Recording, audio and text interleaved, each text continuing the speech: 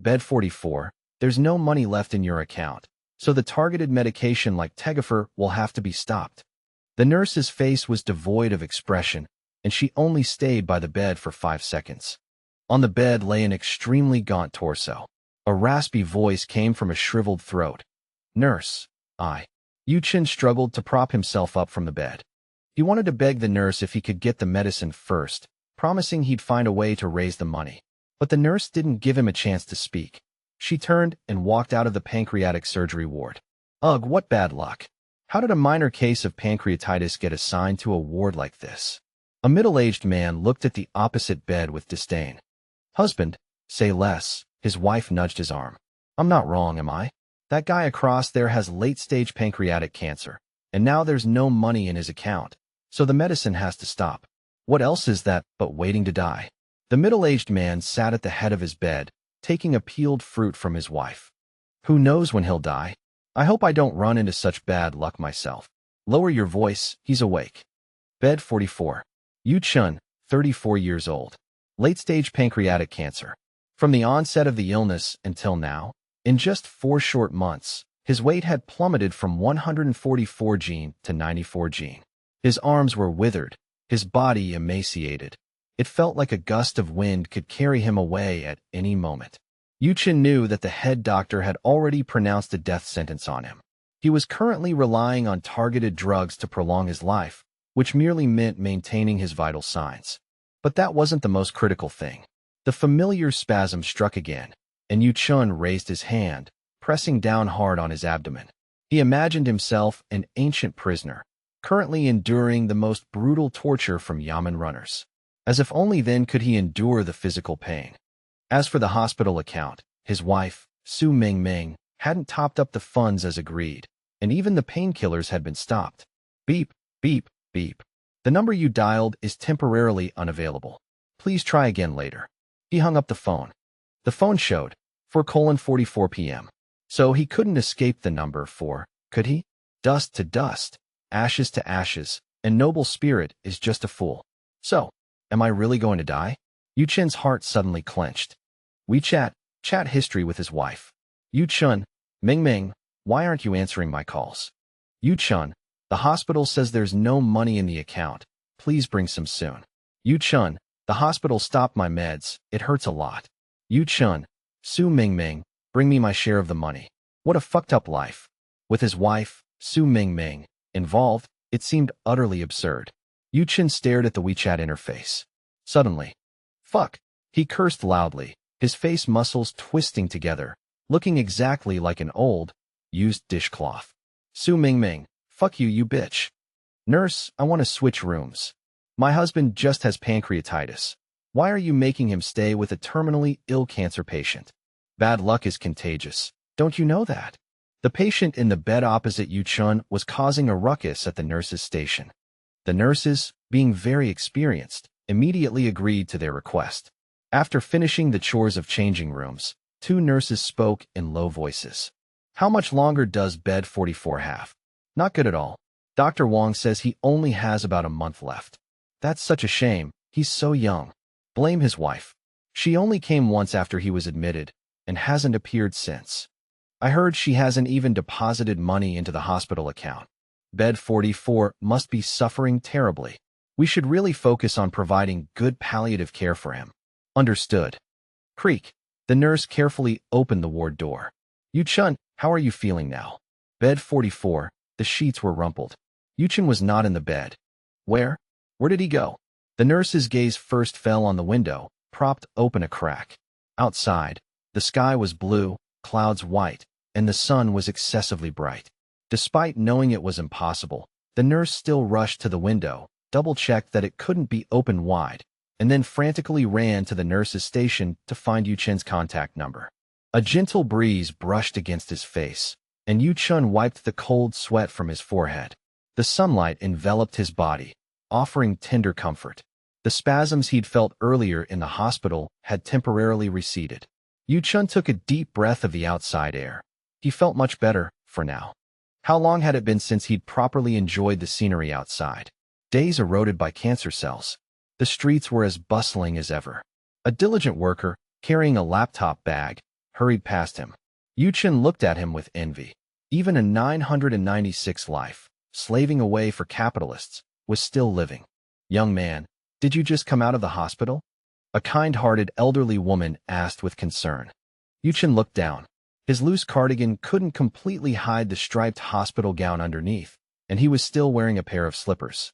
On his head was a light green knitted hat. Su Mingming had bought it for him when he first started chemotherapy. The hat couldn't hide his increasingly sparse hair. Yes, Auntie. Chen smiled self-deprecatingly. You've been through a lot, the woman said with a smile, wrinkles creasing the corners of her eyes. You'll recover soon. Look, it's getting warmer every day. Spring is almost here. From her accent, Chen recognized the dialect of his hometown, one he missed dearly, the way his grandma used to speak. Xiao Chun, Grandma will sell the house and move to the big city with you. Really, Grandma's the best. You little rascal, you didn't hesitate at all, did you? Of course not. Because I yearn for the big city. It would be even more perfect if I could live in the big city with Grandma. All right. Grandma will join you on your adventures. How long had it been since Grandma passed away that he hadn't seen her in his dreams? Young man, you need to cheer up. There's a good saying. Heaven never seals off all exits. The elderly woman's voice pulled Chen out of his memories. Auntie, I'm not very educated. I'm not good at comforting people. The woman continued speaking, trying her best to comfort this poor stranger. Auntie. Chen's eyes were hollow, and his voice held a hint of weariness. Even if I die today, it feels like I have nothing left to miss. How can you say that?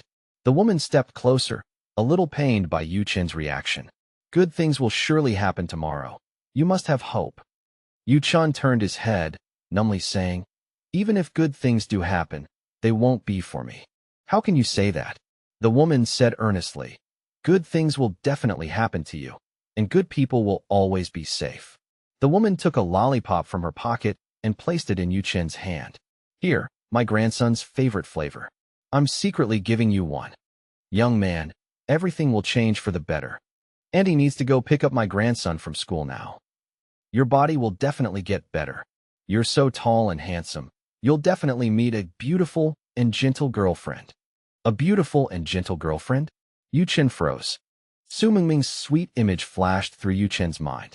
He curved his lips upwards, revealing a bitter smile. As if sensing Chen's mood, the kind-hearted aunt stopped again and said to Chen, young man, I don't think I've told you. I'm a cancer patient. The doctor told me I wouldn't live more than a year. But me, I didn't want chemotherapy or surgery. Now I've lived several more years. Young man, don't ever give up, okay? Auntie, thank you. Chen opened his hand. In his palm was a cherry-flavored lollipop. It was the favorite flavor of the aunt's grandson. He peeled open the wrapper. The rich, sweet taste spread through his mouth.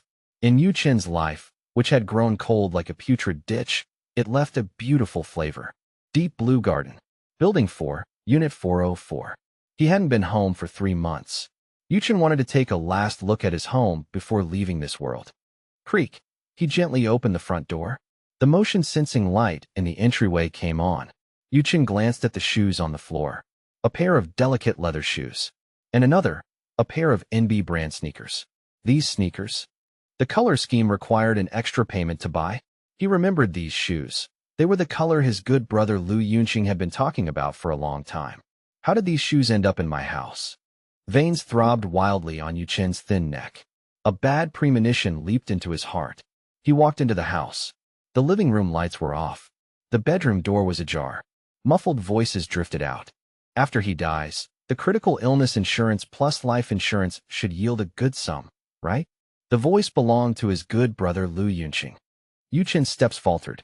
He quickly leaned against the wall, his paper-thin body swaying precariously. This house isn't auspicious either, another more familiar voice said. I think we should sell this apartment too. You didn't put a deposit down for Chen's grave, did you? Graveyards are quite expensive now. Of course not. I'm not that foolish. When he dies, just scatter his ashes in the river. Ming, you're still the smart one. When Chen dies, remember to go to his workplace and the neighborhood committee to collect the funeral expenses. Every bit helps. Absolutely. We must squeeze every last drop out of him. Ming, When he dies, how much will the insurance payout be? I bought 2 critical illness policies, totaling 800,000. And with the life insurance, all things considered, it should add up to over 2 million in claims. Seriously, he'll get that much payout when he dies. My short-lived father-in-law, wasn't he also killed by cancer? Cancer genes can be inherited, you know. Yu Chen's body trembled violently. In the bedroom, his friend Lu Yunqing was embracing his wife Su Mingming. Both of them were bare-chested, passionately discussing their wonderful life after Yu Chen's death.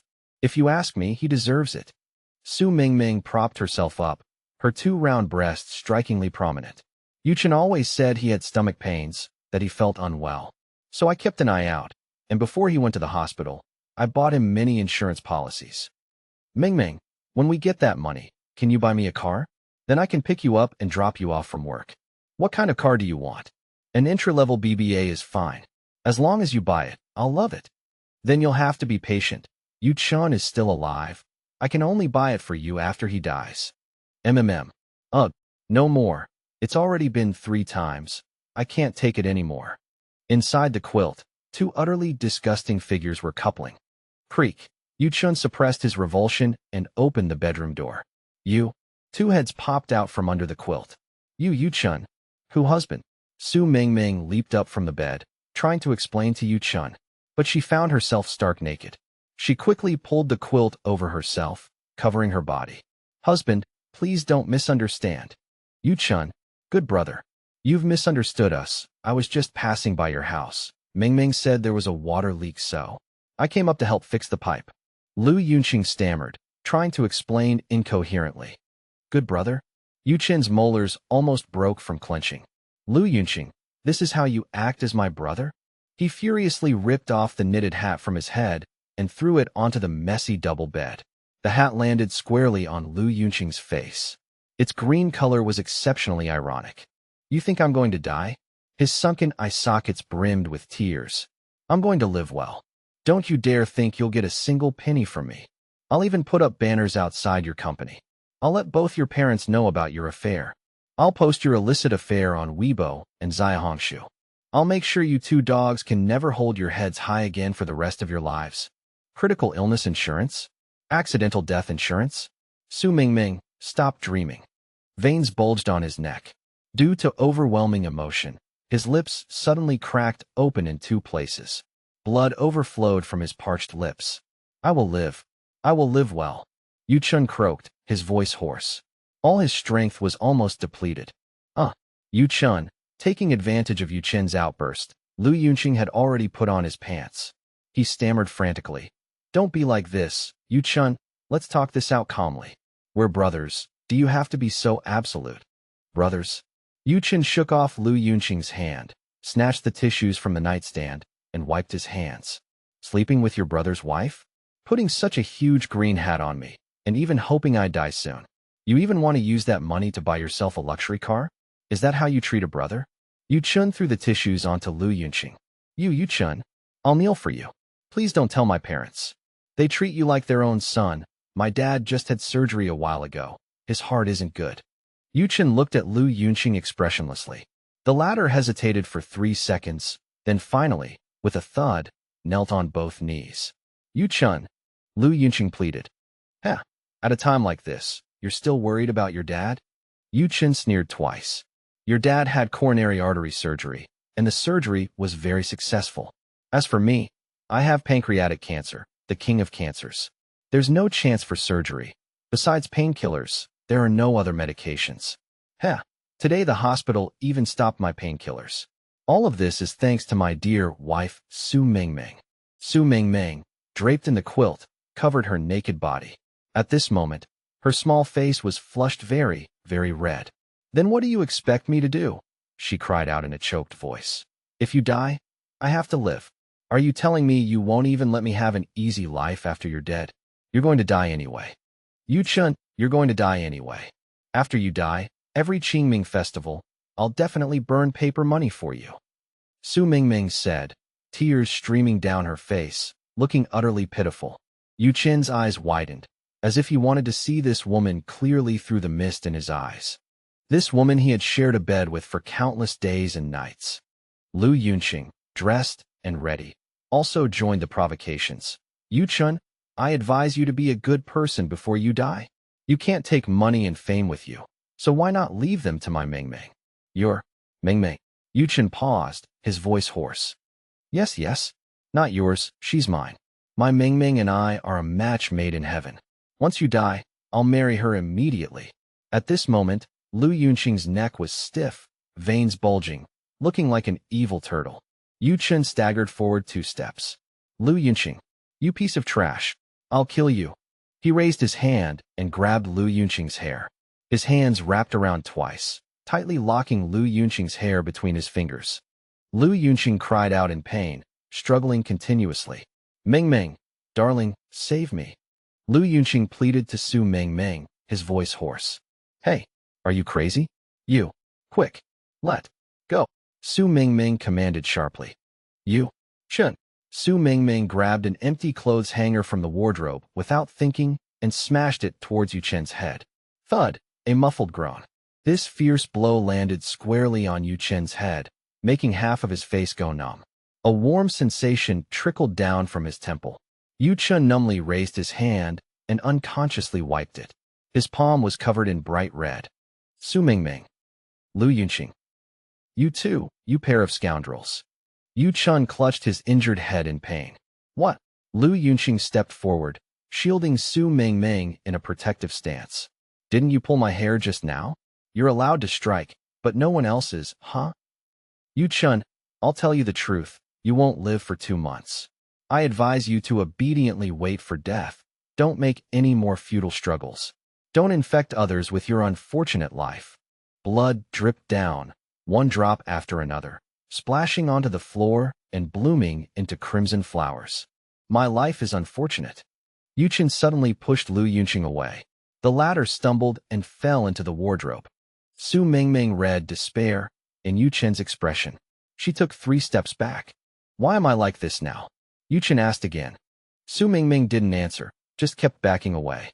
"My parents died young. My grandmother painstakingly raised me from childhood. You have both parents and a happy family. I envied you so much when we were dating. I thought that after marriage, your parents would become my parents, and I too would have a happy family. But I never expected your parents to always look down on me, not only making things difficult for me everywhere, but also constantly scoffing and sneering. Su Mingming, you took the hard-earned money I made from my salary to speculate in futures and buy funds. And you saw the result. All the money's gone. Lost everything. Not even your underwear left. Should I thank you for not taking out online loans and not putting our family in debt? You messed up so badly. Have I ever blamed you even once? Do you want to see how you've treated me?" Yu Chen poured out all his long-held grievances against Su Mingming, like dumping garbage. Feeling the wound coagulating, he struggled to regulate his breathing, not letting himself collapse. If I had gone to the hospital earlier for treatment, maybe I would still have a chance to live. The report from my first hospital visit was picked up by you on my behalf. Su Mingming, you're a murderer. I'm dying." Yu Chen extended a finger and pointed at the ground. "Even if I die, I'll drag you 2 despicable people down with me. And your parents. Everyone, to hell together. I absolutely won't just die in vain like this." Slap. A dull thud. "Yu Chen, who do you think you are? Who gave you the guts?" Lu Yunqing raised his hand and dealt a heavy blow to Yu Chen's injured head. In his eyes, besides fury, there was madness. Yu Chen reeled back heavily. Thump. He collapsed to the ground disheartened.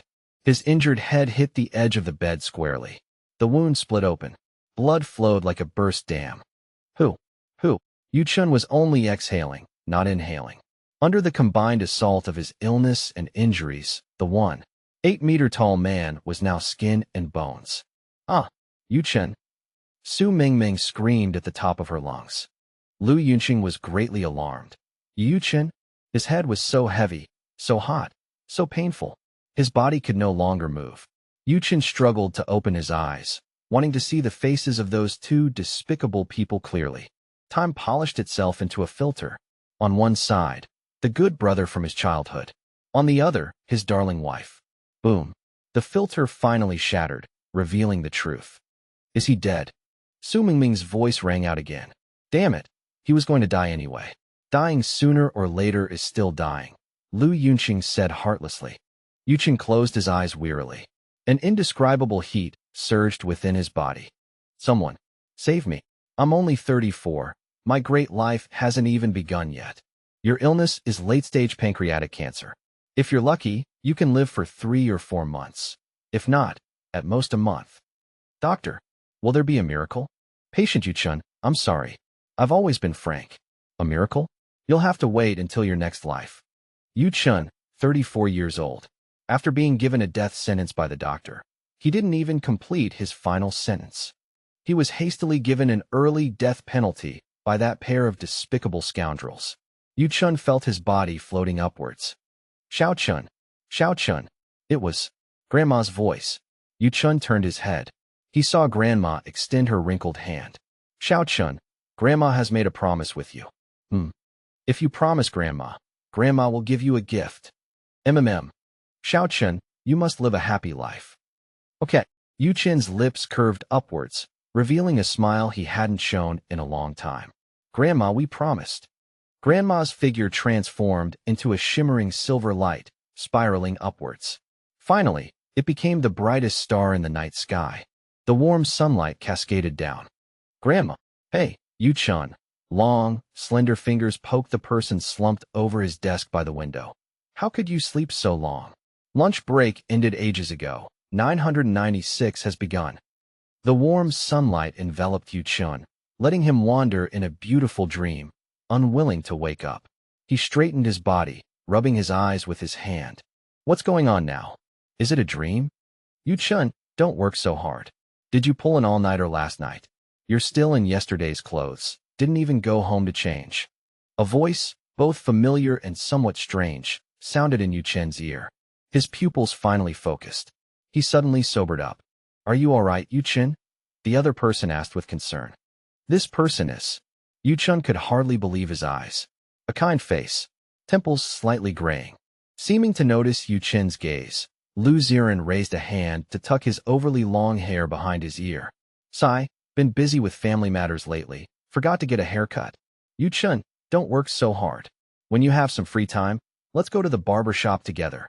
Yuchun was trapped in a long state of shock, unable to break free for a long time. Brother Ziren, wasn't he fired by the boss many years ago? Yuchun. Lu Ziren walked to the pantry, waved at Yuchun from afar, mouthing, come over for tea. Yuchun froze. What was going on now? An old colleague from before, reappearing at the company?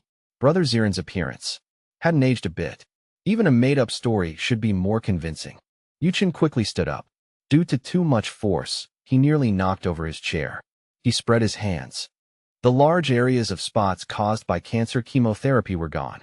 The needle marks left by sedatives in his veins were also completely gone. No, Yuchun pinched his own cheek. Full, elastic skin texture. The sunken cheeks caused by the erosion of illness had vanished. What's going on? I seem to have gotten younger. After Yuchun uttered this conclusion, he was completely bewildered. He barely managed to piece together some memory fragments. He remembered being beaten by Lu Yunqing. His head was severely injured, and he collapsed.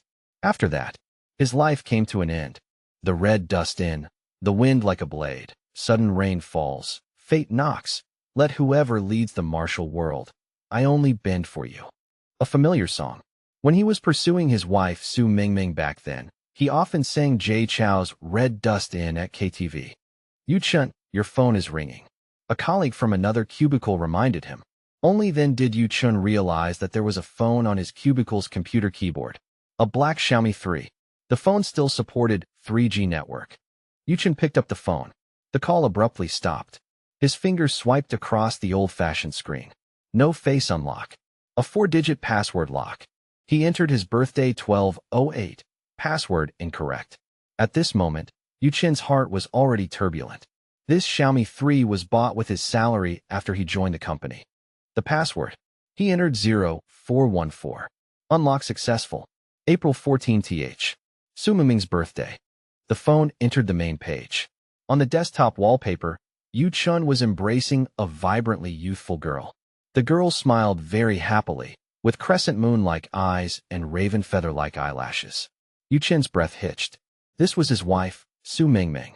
After spending 10 years in a suffocating marriage, after being cuckolded by his wife, after being jointly murdered by his good brother and wife, Yu Chen's life was reset. Everything returned to 10 years ago. What exactly is going on? Am I trapped in a dream? Or is this already the underworld? Where are the black and white impermanents? How could such an outrageous thing happen? Yu Chen slumped in his office chair, his back drenched in cold sweat. No, I must be on my way to the afterlife now. They say before you die, you review your whole life. This must be the review. Then why, of all times, did it go back 10 years? Yu Chen. Someone called him. Yu Chen's heart skipped a beat. In that second, his breath stopped. Time stood still. Su Mingming. Yu Chen. Su Mingming called out again. Her voice was familiar to Yu Chen, less calculating and worldly. Added a touch of youthful gentleness. No, not added. It was back to 10 years ago. Yu Chen's elbows barely rested on the desk. After adjusting his emotions, he turned his head. What's wrong? Su Mingming looked over with concern. I sent you a QQ message and you didn't reply. The veins on Yu Chen's temples throbbed. How could this scorpion-hearted venomous woman be here too? You didn't reply to my message. What are you thinking about? Are you out of it? Su Mingming's expression was faint. Seeing Yu Chen didn't speak, Su Mingming took 2 steps forward. Yu Chen, what's wrong? You don't look so good. Yu Chen, having stabilized his emotions, sat at his cubicle and met Su Mingming's gaze. He saw a hint of concern etched in her eyes. Are you all right? Su Mingming asked again. Yu Chen, you're going to die anyway. After you die, I'll definitely burn spirit money for you every Qingming festival. His ears buzzed with Su Mingming's cruel words from before. Huh, this hypocritical woman. Seeing Yu Chen's poor complexion, Su Mingming said softly again. If you're not feeling well, should I go to the pharmacy and buy some pachai pills for you? Yu Chen stood up. His height of 1.86 meters was a full 2 heads taller than Su Mingming, creating a strange sense of oppression. Su Mingming looked up at him. Yu Chen's expression was dark and profound in the shadows. Move. He walked with a determined stride, circling around Su Mingming and heading out. Yu Chen, what are you doing? There was no one else in the office at this time. Su Mingming plucked up her courage and stepped forward to grab Yu Chen's wrist. Pia, the latter, as if in a stress reaction, suddenly slapped her hand away. Su Mingming didn't react immediately, looking at Yu Chen strangely. Don't talk to me. And don't come looking for me. His voice wasn't loud, but it conveyed extreme disgust. Yu Chen, what's wrong with you all of a sudden? Su Mingming could hardly believe her eyes. The usually good-tempered Yu Chen felt so unfamiliar to her. Outside the office door, a tall figure walked in. What are you two doing? Yu Chen, your voice was loud enough for the front desk to hear. The newcomer was none other than Lu Yunqing, the open-crotch pants brother Yu Chen had known since kindergarten. Yu Chen felt an overwhelming surge of nausea upon seeing him. A ringing sound echoed in his ear canal. Yu Chen, I advise you to be a good person before you die. You can't take money and fame with you, so why not leave it to my Mingming? Yu Chen shook his head violently, trying to shake off these distracting noises. As if parting the clouds, his mind gradually cleared. He analyzed carefully, thinking to himself, were Lu Yunqing and Su Mingming also a couple in the world after my death? Especially seeing Lu Yunqing's arrogant and overbearing appearance. What good brother? A man worse than a dog. Yu Chen ground his molars, making a distinct clicking sound. Seeing Yu Chen's grimacing, teeth-grinding expression, as if he wanted to peel and devour him alive, Lu Yunqing felt a bit intimidated. Yu Chen, what are you mumbling about? Facing this face, which he knew all too well, suddenly, a terrifying thought burrowed into the folds of Yu Chen's brain. I will kill him. Yu Chen kept trembling, and soon broke out in a cold sweat. Yu Chen, Lu Ziran held a mug with an embossed white Starbucks logo. I heard you talking all the way from the pantry. Yu Chen, you don't seem right today. Is something wrong at home? Lu Ziran looked over with concern. Yu Chen gratefully glanced at his old colleague, raising a hand to wipe the sweat beads from his forehead. President Yu is looking for you. Hurry over. Yu Chen, relying on memory, walked unsteadily towards the president's office. His mind was a tangled mess. What on earth is going on? Didn't I already die? Thinking of Lu Yunqing and Su Mingming appearing again in the world after his death, Yuchen despaired. Is it that even death won't let me rest in peace? The wide corridor was filled with elements of the Yu Food Group logo.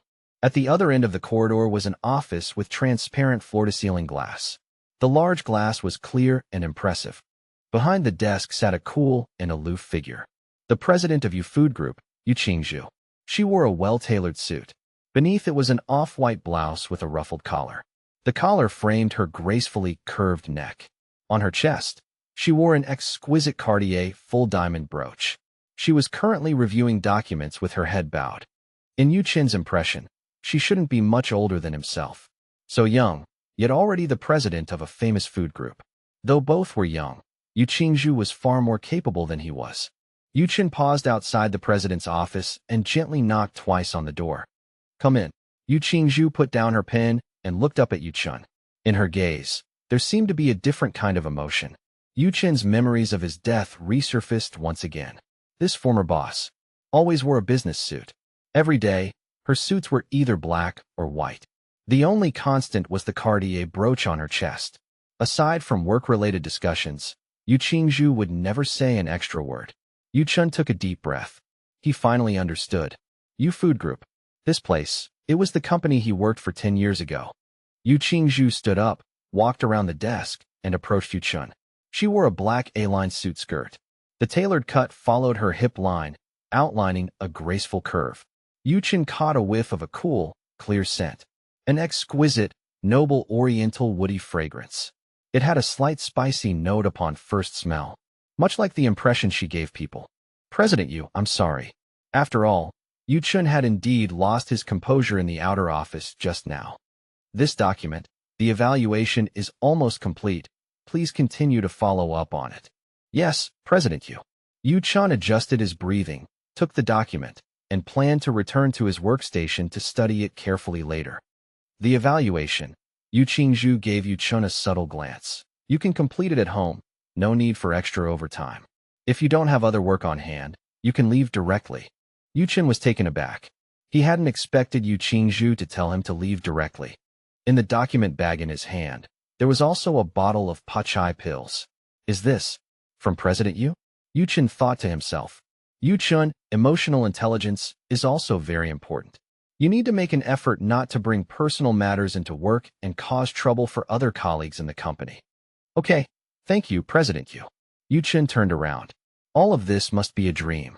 Unfeeling, a workaholic, a proponent of single life. These labels were stuck to President Yu Qingzhu. She had never attended a work dinner, nor had she ever organized any company team-building activities. In her world, besides performance, her main concerns were profit margins, bidding, and attracting venture capital. Yu Chen, clutching the pachai pills, suddenly turned around. He stumbled, hitting the corner of the coffee table in the president's office. The tall man, 186 meters, instantly lost his balance. Thump! He almost fell. Watch out. Two fair, delicate hands appeared on his back, arms wrapped tightly around him. Yu Chen's back was firmly held by Yu Qingzhu's arms. Are you all right? Yu Qingzhu's concerned voice came from behind him. As the distance between them shortened, an aroma of rosewood and sandalwood wafted out. It felt like being wrapped in a blanket, sitting by a fireplace, warming oneself while admiring the snowy scenery outside the window. In that instant, the cozy comfort dispelled the tension. Your complexion isn't good, Yu Qingzhu added. Yu Chen looked back. In that moment, he saw the swirl of hair on top of Yu Qingzhu's head. When had he ever been this close to the president? Yu Qingzhu's chest rose and fell slightly. The heart enclosed within her chest pounded violently. In that moment, her face flushed hot. Both of them unnaturally straightened their bodies. I'm fine. Thank you for your concern, President Yu. Yu Chen turned and quickly left. The considerable softness against his back, just now, made him momentarily dazed. Meanwhile, Yu Qingzhu's gaze followed Yu Chen's tall figure through the massive floor-to-ceiling glass. Her heart was still pounding. When everyone thought Yu Chen was being lectured by the boss, Yu Chen returned to his workstation with a serious expression. If he had to live through these hellish days again, he would absolutely not accept such a punishment. After tidying up his things, he picked up his old Xiaomi phone. Yu Chen walked out of the company. He was preoccupied, constantly replaying things in his mind. Why on earth did I come back to life? Why is this happening? And, just now in the president's office, Yu Qingzhu quickly stepped forward and supported him from behind. This had definitely not happened in his memories. Yu Chun was certain. Back then, 10 years ago, Yu Chun had taken a bad fall in the president's office once. That time, his head hit the sharp corner of the coffee table. He bled profusely on the spot. He went to the community hospital next to the company and got 4 stitches. He still had a scar on his head to this day. The scar. He walked up to a sedan, laboriously bent down, and parted his hair in front of the rearview mirror. On the upper left side of his scalp. No. Scar. Yu Chun. He thought his memory was confused, so he parted the hair on the right side and looked at the rearview mirror again and again. Handsome little brother. The car window slowly lowered, and a plump, big-eared middle-aged man poked his head out. He smiled at Yu Chun with ill intent. Want me to give you a ride? As long as you call me little brother. Yu Chun's face turned green. He shouted at the top of his lungs, cursing, "Are you crazy?" After cursing, he quickly walked towards the crowded area. A voice came from behind. Why are you cursing? Why are you cursing me? I'm interested in you. Does that make me crazy? Why am I still encountering things like this after I died? Yu Chun was utterly bewildered. The bustling street scene was like a slice of life drama. After walking several hundred meters at a brisk pace, Yu Chun finally stopped at a crosswalk. The sunlight poured down, casting a golden glow on every pedestrian on the street. The signs of shops on one side reflected the sunlight. Yu Chun squinted. A gentle breeze blew past, carrying a hint of botanical fragrance. The scene here was identical to what he had seen after leaving the hospital in his previous life. The end of the world is sandstorms. The story of the mortal world is called longing. The phone in his pocket began to play King J's Red Dustin again. Incoming call, Su Mingming. It's that vixen again. In his previous life, she was utterly malicious. In this life, her malice simply hasn't revealed itself yet. Without thinking, Yu Chun directly hung up Su Mingming's call. At this moment, standing still at the bus stop, he was still utterly bewildered, because he truly couldn't distinguish between dream and reality. Bus No. 14 slowly pulled into the station. Without much thought, Yu Chun boarded the bus. He sat down in a window seat. Yu Chun replayed things in his mind. If it wasn't a dream, then reincarnation was real. But why, specifically, did he reincarnate 10 years ago? The red dust in, wind like a knife, sudden rain falls, fate knocks. The phone rang again. Su Mingming calling. Yu Chun thought to himself, why did he reincarnate in the very year he married Su Mingming? He decisively cut off the call. Yu Chun was worried his mouth would get sores if he spoke another word to that vixen. Under the eaves, window lattices reflect branches, sitting on the ground opposite you drinking tea. I use fine-line brushwork to firmly remember you. His phone, like a loyal soldier, continued to ring. Just as Yu Chun was about to hang up, he suddenly noticed that the name on the caller ID had changed. Director Yu Chun answered the phone. Hello, Director Yu? Yu Chun, it's me. Yu Qingzhu's voice still carried a hint of coolness. There's another proposal. I've already sent it to Lu Ziren. This proposal isn't urgent. You can discuss the feasibility of its implementation with Lu Ziren after you're back at work. Yes, Director Yu. Yu Chun perked up. I'll discuss it with Ziren when I'm back at work tomorrow. Yu Chun. Yu Chun wondered if it was his imagination. He always felt Yu Qingzhu's voice carried a hint of concern. HM, Director Yu. Tomorrow is Saturday. Saturday is a non-working day. Director Yu, I apologize, I got confused. Get some good rest, then I'll see you on Monday. Yu Qingzhu hung up. See you Monday. Would there even be a Monday? If today was just a dream. Next stop, Chanxiao Park. Yu Chun looked out the window, carefully identifying the direction. He slipped his phone back into his pocket. His fingertips touched something. There seemed to be a foreign object in his pocket. He reached in and pulled it out. A cherry-flavored lollipop. Young man, I'm a cancer patient. The doctor said I wouldn't live past a year, but I've lived several years more now. You absolutely must not give up, okay? Your body will definitely get better. You will definitely meet a beautiful and gentle girlfriend. Snap. A string in his brain snapped. It was that auntie he met before. No, Yu Chun shook his head. It was Grandma. That auntie was the manifestation of his deceased grandmother. Everything he was facing now was not a miracle, not an illusion. Xiao Chen, Grandma promised you. You must live your whole life happily. Yu Chen carefully held the lollipop. This was a gift from his grandmother. He had truly reincarnated 10 years ago. So, he would follow his grandmother's advice. Live well. Live happily.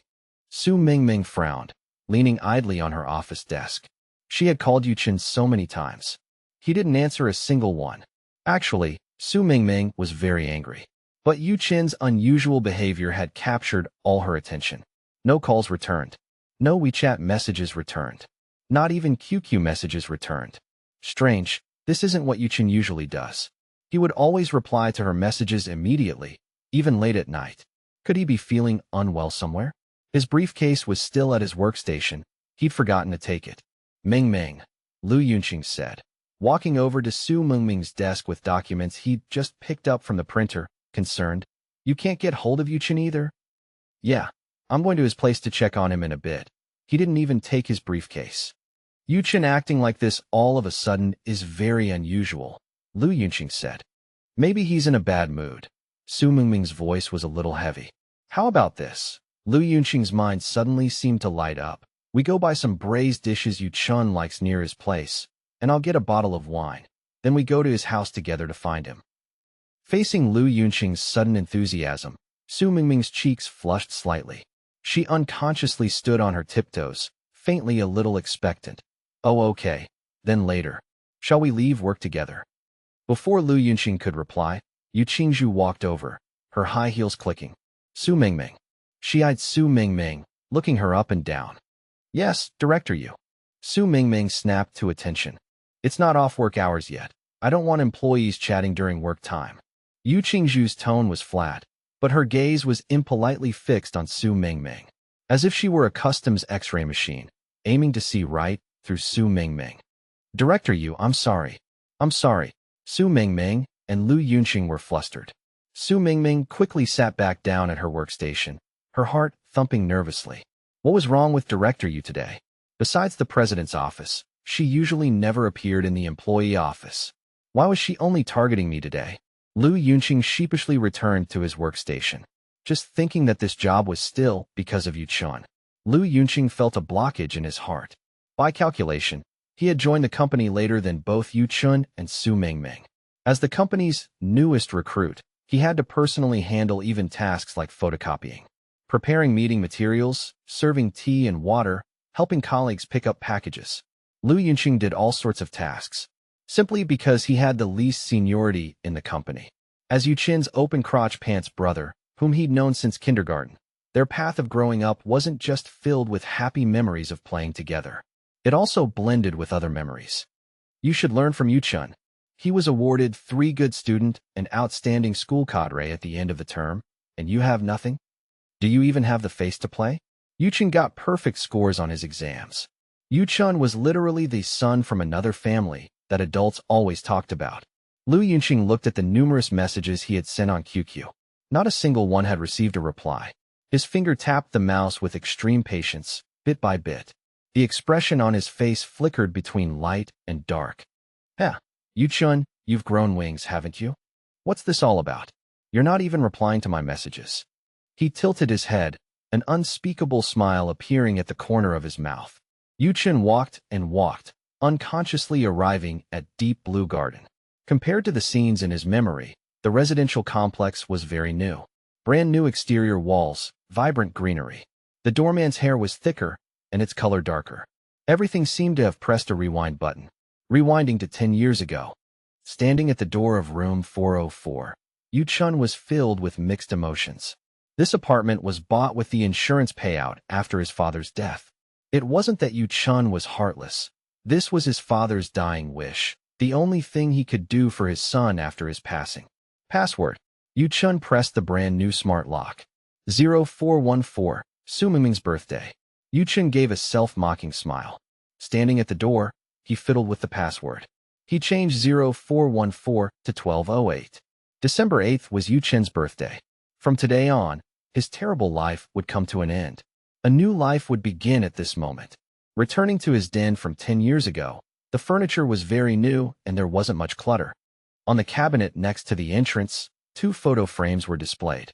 One was an intimate photo of Yu Chun and Su Mingming. The other was a photo of Yu Chun and Lu Yunqing wearing Red Bulls jerseys. A red heart sticker was affixed to one corner of the frame. Su Mingming had put it there. Next to the photo frame, there was a leather Spalding basketball. This was a gift from Lu Yunqing for Yu Chen's birthday. Brother, this basketball is a limited edition. It cost me quite a bit. This basketball symbolizes our childhood friendship.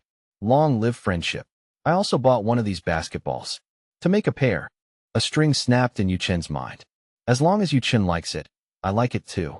Yu Chen had heard Lu Yunqing say this many times. Yu Chen gazed at Lu Yunqing, who was smiling brightly in the photo, and thought to himself, no one knows your devious schemes. The woman I like. You like her too? He and Lu Yunqing had been inseparable since kindergarten. They used to live in the same residential complex. After becoming childhood brothers, they played with mud together and collected shiny cards from instant noodles together. Thinking back on this journey, Yu Chun had a very strange feeling. When he first experienced puppy love, any girl he liked would, without exception, confess to Lu Yunqing. Of course, Yu Chun had no intention of digging up these old scores and past grievances. Now he had more important things to do. He pulled out an ICBC savings card from a drawer.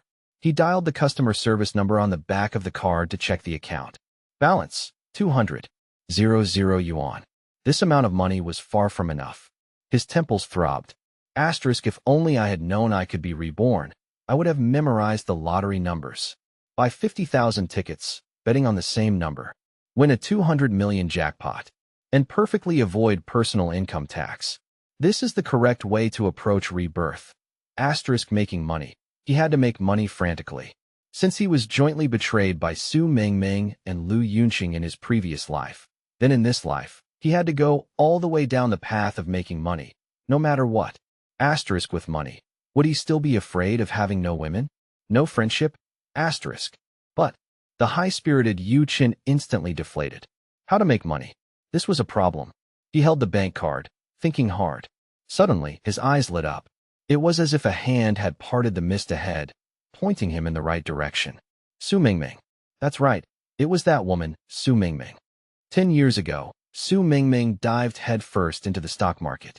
K-line charts, daily price limits, doji, turnover rate, trading volume. These stock terms buzzed in his ears constantly, from the time Yu Chun and Su Mingming started dating until they got married. And the period when the stocks Su Mingming bought would soar was now. That's right, Yu Chen remembered clearly. Before Su Mingming and he were preparing to marry, which was this year, Su Mingming made a lot of money in the stock market. That period was when Su Mingming was at her most high-spirited. All she talked about was stocks, which made Yu Chen's ears almost callous. Haha, at least in this life, you'll have to help me out. A strange smile appeared on Yu Chen's lips. Because in his previous life, ever since he married Su Mingming, their home was like riding in reverse. Let alone stock earnings, all his hard-earned wages were taken by Su Mingming to buy the dip. Not only did they lose everything, in the end, even this very house was mortgaged. The phone in his pocket vibrated. Yu Chen opened his phone and received a message from Su Mingming. Su Mingming. Yu Chen, what's wrong with you today? I'm getting off work soon. I'll buy your favorite luju. Then we can have a good talk. Luju? Stewed pig intestines and pig lungs eaten with flatbread. This was Yu Chen's favorite snack. Many people couldn't get used to it, including Su Mingming. Su Mingming, who used to say pig intestines were disgusting and would turn away from a luju stall. When did she become so passionate about food? There must be a trick. Yu Chen sneered a few times inwardly. Asterisk, looks like this house has to be sold. Once I have money, I'll buy a different house.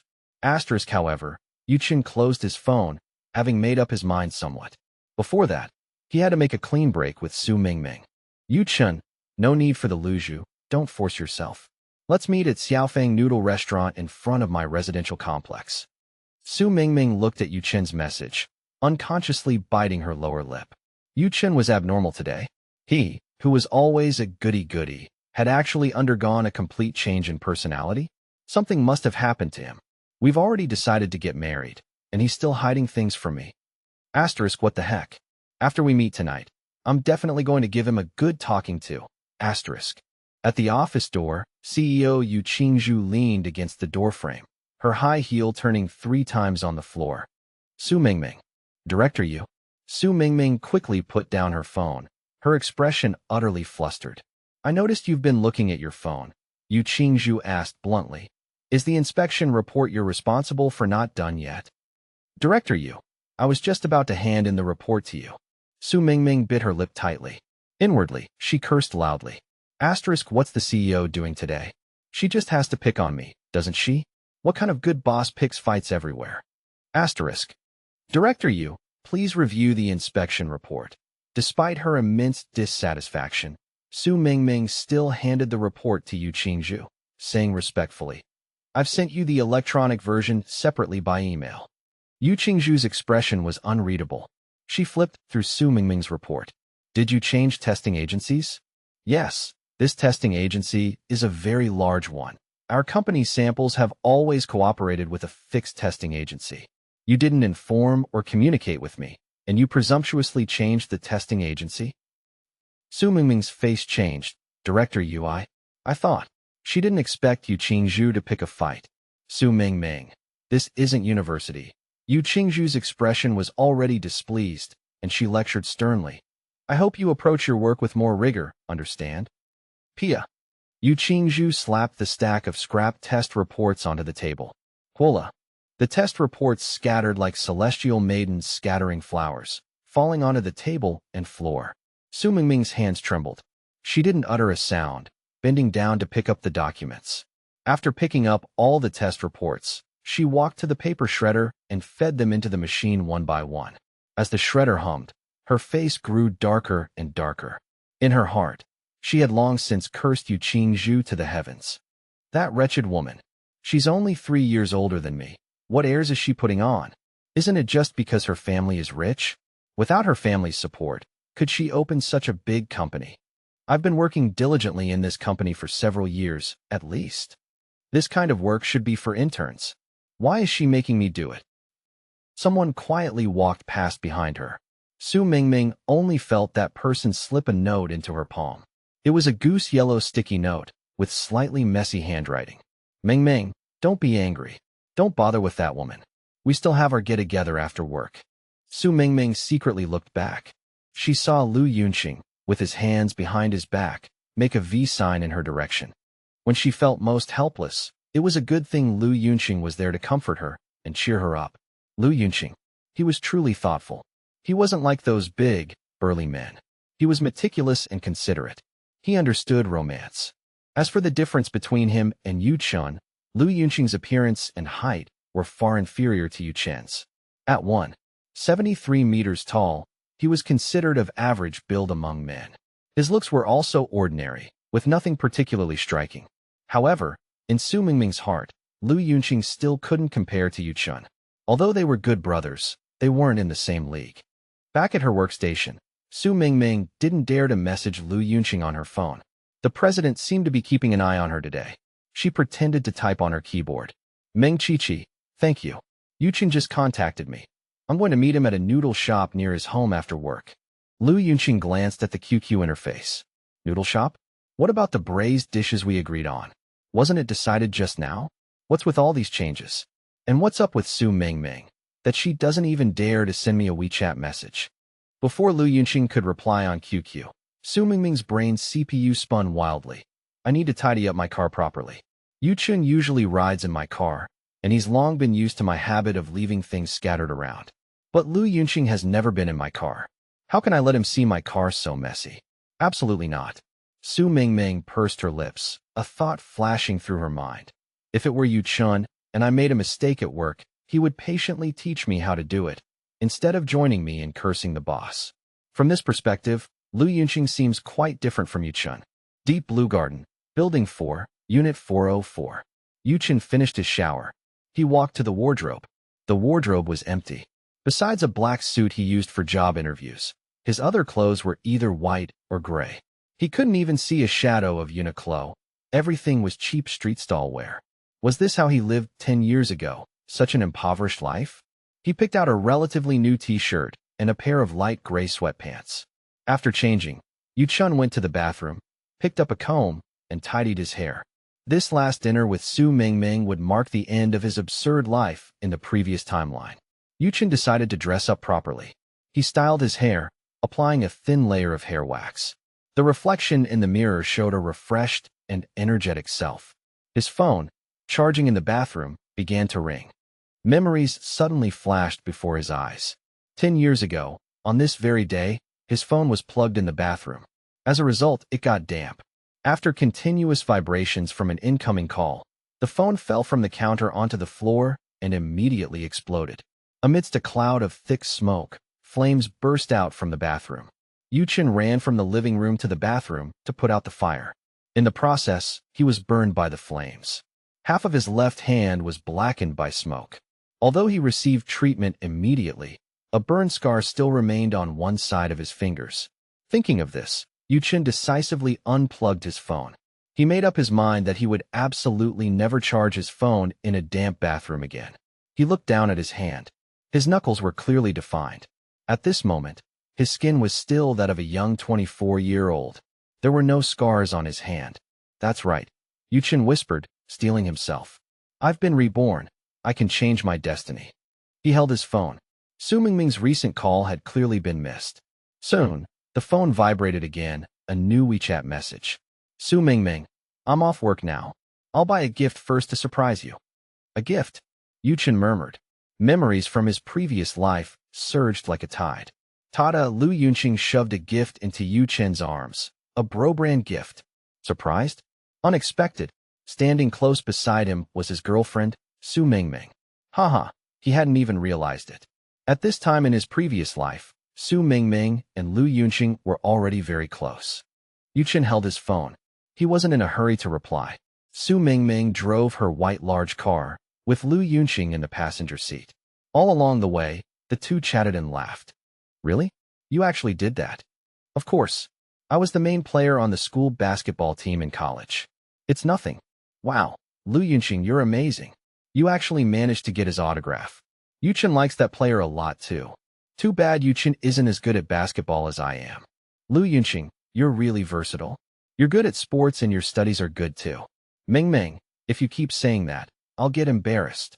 What's there to be embarrassed about? Don't be so modest. I'm just telling the truth. Chen was continuously re-evaluating things at home. As he looked at his uninjured hand, he froze for 3 seconds.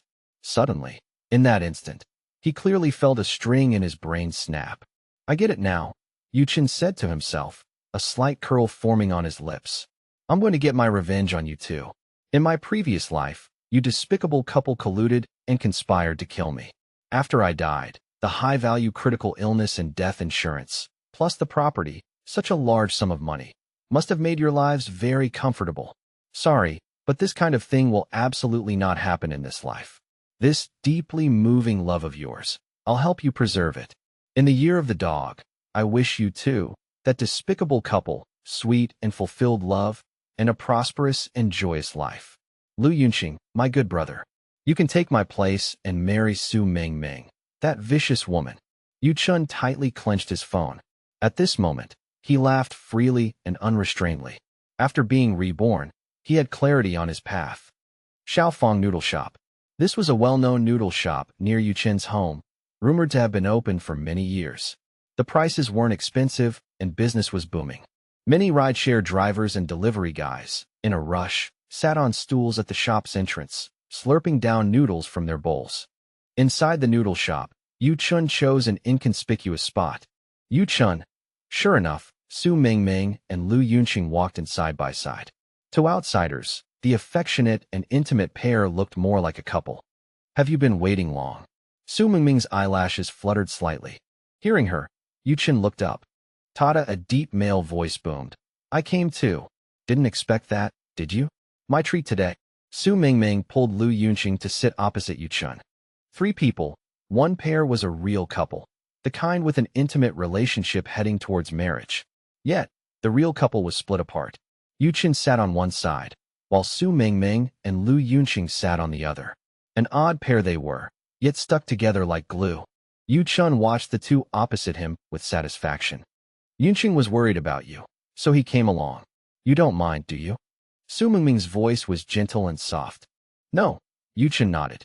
A scumbag woman with a third, reveling in their joy. After a brief exchange of pleasantries, Lu Yunqing and Su Mingming chatted familiarly. They were immersed in their own little world, as if Yu Chen, the actual host, was completely ignored. Yu Chen observed the two with interest. He picked up the menu. Boss, 1 bowl of prawn and eel bridge noodles. Coming right up. The noodle shop owner, hearing this, immediately seemed energized. A big customer. Prawn and eel bridge noodles, 68 yuan. The most expensive noodles in the shop. Yu Chen's lips curved into a smile, and he nonchalantly said, Lu Yunqing, since you're treating, I won't be polite then. Boss, open another bottle of Arctic Ocean soda. You two can order whatever you like. Lu Yunqing was stumped. You're really not holding back, are you? Hello, what kind of noodles would you two like to order? The noodle shop owner asked, his face full of anticipation. Lu Yunqing, scallion oil noodles. Su Mingming, I want the prawn and eel. Lu Yunqing quickly interrupted Su Mingming, telling the owner, Boss, give her a bowl of penniless noodles. Su Mingming was momentarily dazed. The noodle shop owner's face clearly showed disappointment. Su Mingming composed herself and looked at Yu Chen. What happened at work today? Are you feeling unwell somewhere? Her raven feather-like eyelashes fluttered, feigning concern for her boyfriend, a necessary act for a qualified girlfriend. I suddenly had a headache during the day, so I went home early to rest a bit. I'm fine now. The prawn and eel noodles arrived. Transparent shrimp and crispy, aromatic eel. Su Mingming gulped, watching it. In contrast, the penniless noodles Lu Yunqing ordered for her was much plainer. Just a few pathetic slices of winter bamboo shoots and a bit of pickled mustard greens were all the toppings. Yu Chen's was the luxury version of soup noodles. Su Mingming's was the basic model. The scallion oil noodles in front of the penny-pinching Lu Yunqing, however, were the beggar's version. The boss brought Yu Chen a bottle of Arctic Ocean soda. You're just having this much? No drinks. Yu Chen took a sip of his drink. It was icy cold and refreshing. A carbonated drink, huh? Su Mingming glanced at Lu Yunqing, who was engrossed in his noodles. I could have won. But isn't Yunqing working out? You don't drink sodas, right? Your muscles will waste away. Boss, get me a bottle of Coke. Lu Yunqing waved his hand, explaining. Not really. I only go to the gym occasionally. I've been too busy with work lately. Lu Yunqing looked at Yu Chen. Yu Chen, that gym I go to is really good.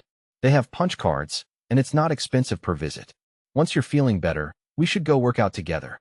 Lu Yunqing was always like this, Yu Chen mused silently. It was natural for him to like working out. There was no reason Yu Chen had to follow him and work out too. Yu Chen took a big gulp of Arctic Ocean soda.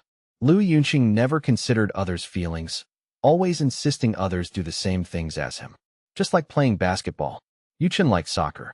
But Lu Yunqing was a die-hard basketball fan. When they were kids, he would drag Yu Chen to play basketball.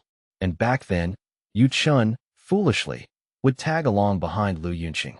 Even though he disliked basketball, he was forced to play. In fact, Yu Chen was suited for soccer. His skills were well-rounded. He was a quite capable midfielder.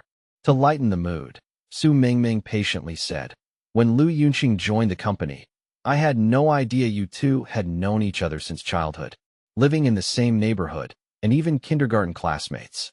When Yunqing told me, I actually thought he was joking. Lu Yunqing finished his last mouthful of noodles, then picked up the free barley tea provided by the noodle shop and took a sip. Our Yu Chen has been playing with me since we were little. Whatever I did, Yu Chen would follow suit. When we were kids, we were about the same height. Playing together in the neighborhood, a lot of the elderly thought we were twins. Now Yu Chen is incredible. He suddenly shot up to 186 meters. Much better suited for basketball. As for me, a little dwarf from the land of dwarves, I can't tell you how envious I am. Yu Chen looked up and gave Lu Yunqing a cold glance. Asterisk keep being bitter. Asterisk. Soon, his gaze fell on Lu Yunqing's feet. Lu Yunqing, we've known each other for so many years, and you don't seem to have grown much, have you? Did all your growth hormone go into your feet? Lu Yunqing looked down at his size, 45 feet, momentarily speechless. Seeing Lu Yunqing's expression darken, Su Mingming, to lighten the mood, actively took Lu Yunqing's hand. So, Yunqing's palms are really big too. About the same size as Yu Chen's. Slap. Her small palm joined Lu Yunqing's large, thick palm. She initiated a physical display of affection. Lu Yunqing, caught off guard by Su Mingming's sudden touch, felt his mind wander. Big hands in a man are very reassuring. Big feet mean you stand steadily, you won't fall. Someone as tall as Yu Chen, with feet only size 43, can easily lose his balance. Yu Chen's gaze flickered. Lu Yunqing, I remember we had nutritious meals every day in kindergarten. They say that supplementing nutrition during the preschool stage directly relates to one's height later in life. We both ate the same, so logically we shouldn't have lacked nutrition.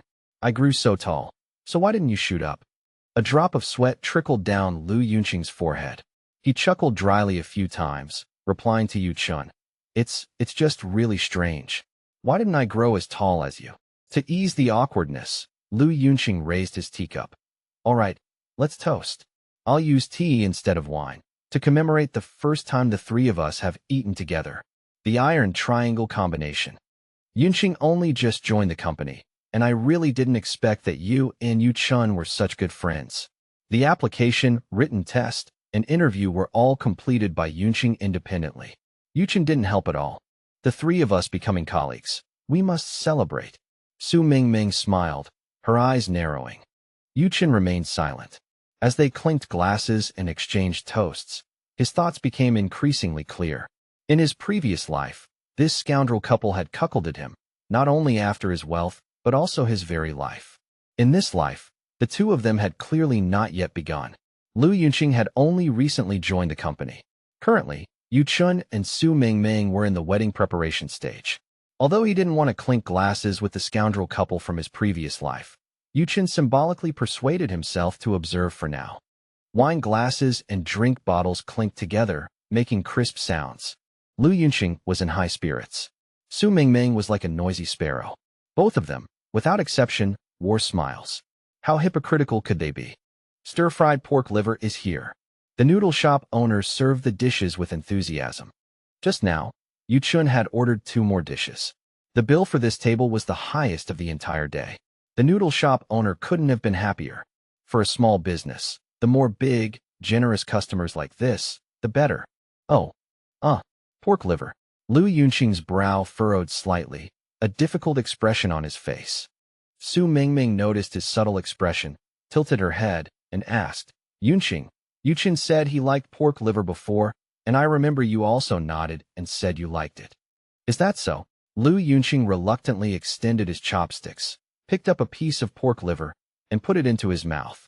Whatever Yu Chen likes to eat, I like too. Yu Chen ate with gusto, smacking his lips. The stir-fried pork liver at this shop was fresh, fragrant, and flavorful, and the tender pork brightened his mood considerably. So you're even secretly coveting my girlfriend, are you? Yu Chen subtly glanced at Lu Yunqing. The latter was eating the pork liver, his face looking as if he were constipated.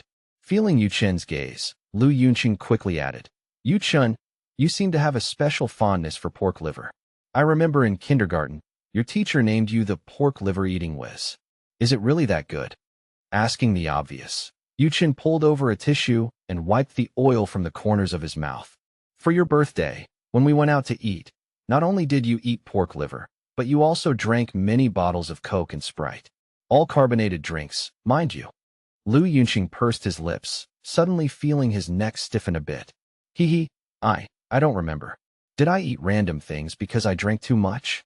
In front of Su Mingming, Lu Yunqing had fashioned himself as someone who loved fitness and healthy eating. He didn't touch carbonated drinks and only ate whole wheat toast. He wanted to leave Su Mingming with the impression of a perfect man. Faced with Lu Yunqing's question, Yu Chen didn't respond. Delicious pork liver. If you're not eating it, I want to eat a few more pieces. At this moment, the noodle shop's business was getting better and better. People were constantly coming and going. A dish runner carried a basin of hot noodle soup out of the kitchen.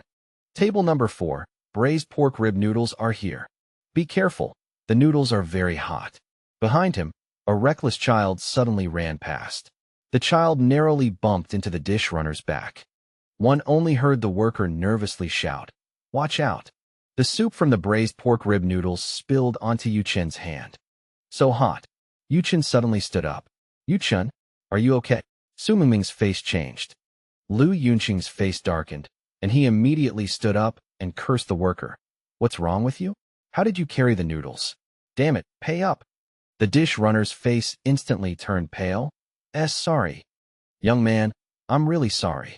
The noodle shop owner, quick-witted, hurried over from the other side. Quickly, go get some ice. Okay, boss. The worker ran off in a hurry. A stinging, burning pain came from his wrist. Let me see, will it leave a scar? Lu Yunqing reached out, wanting to pull Yu Chen's wrist to check the injury. Yu Chen abruptly shook his hand away. Mind your own business. Faced with Yu Chen's sudden reaction, Lu Yunqing stood dumbfounded, then sullenly asked, Does it hurt a lot? Yu Chen didn't speak. He covered his hand and turned to walk towards the restroom, leaving a bewildered Su Mingming and Lu Yunqing behind. Water flowed over the scalded area. His wrist was red all over.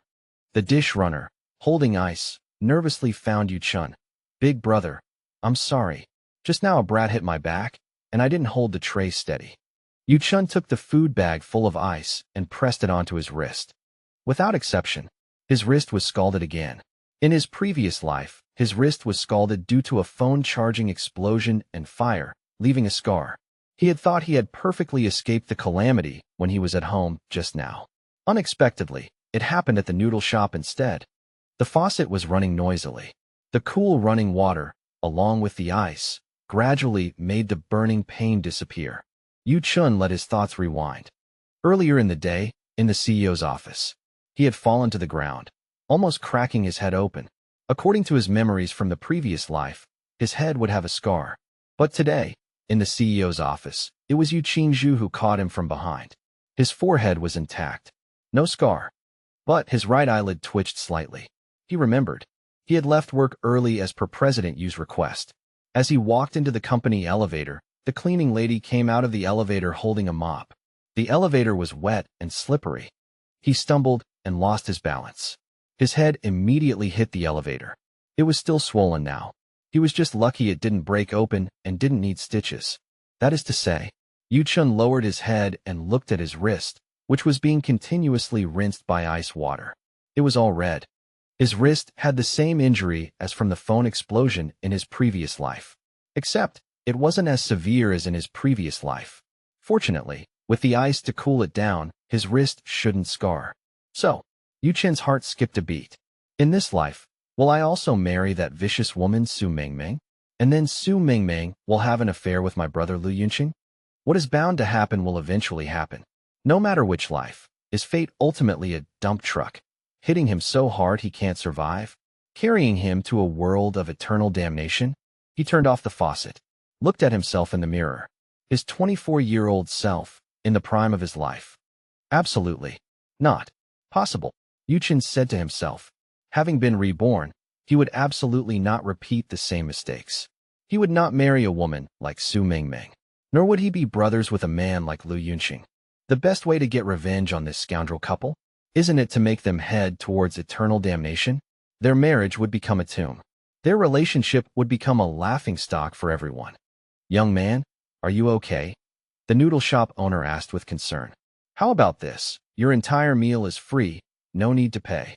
Yu Chen looked at his wrist. After timely cold compress and rinsing, the redness and swelling had receded, leaving only a faint pink mark.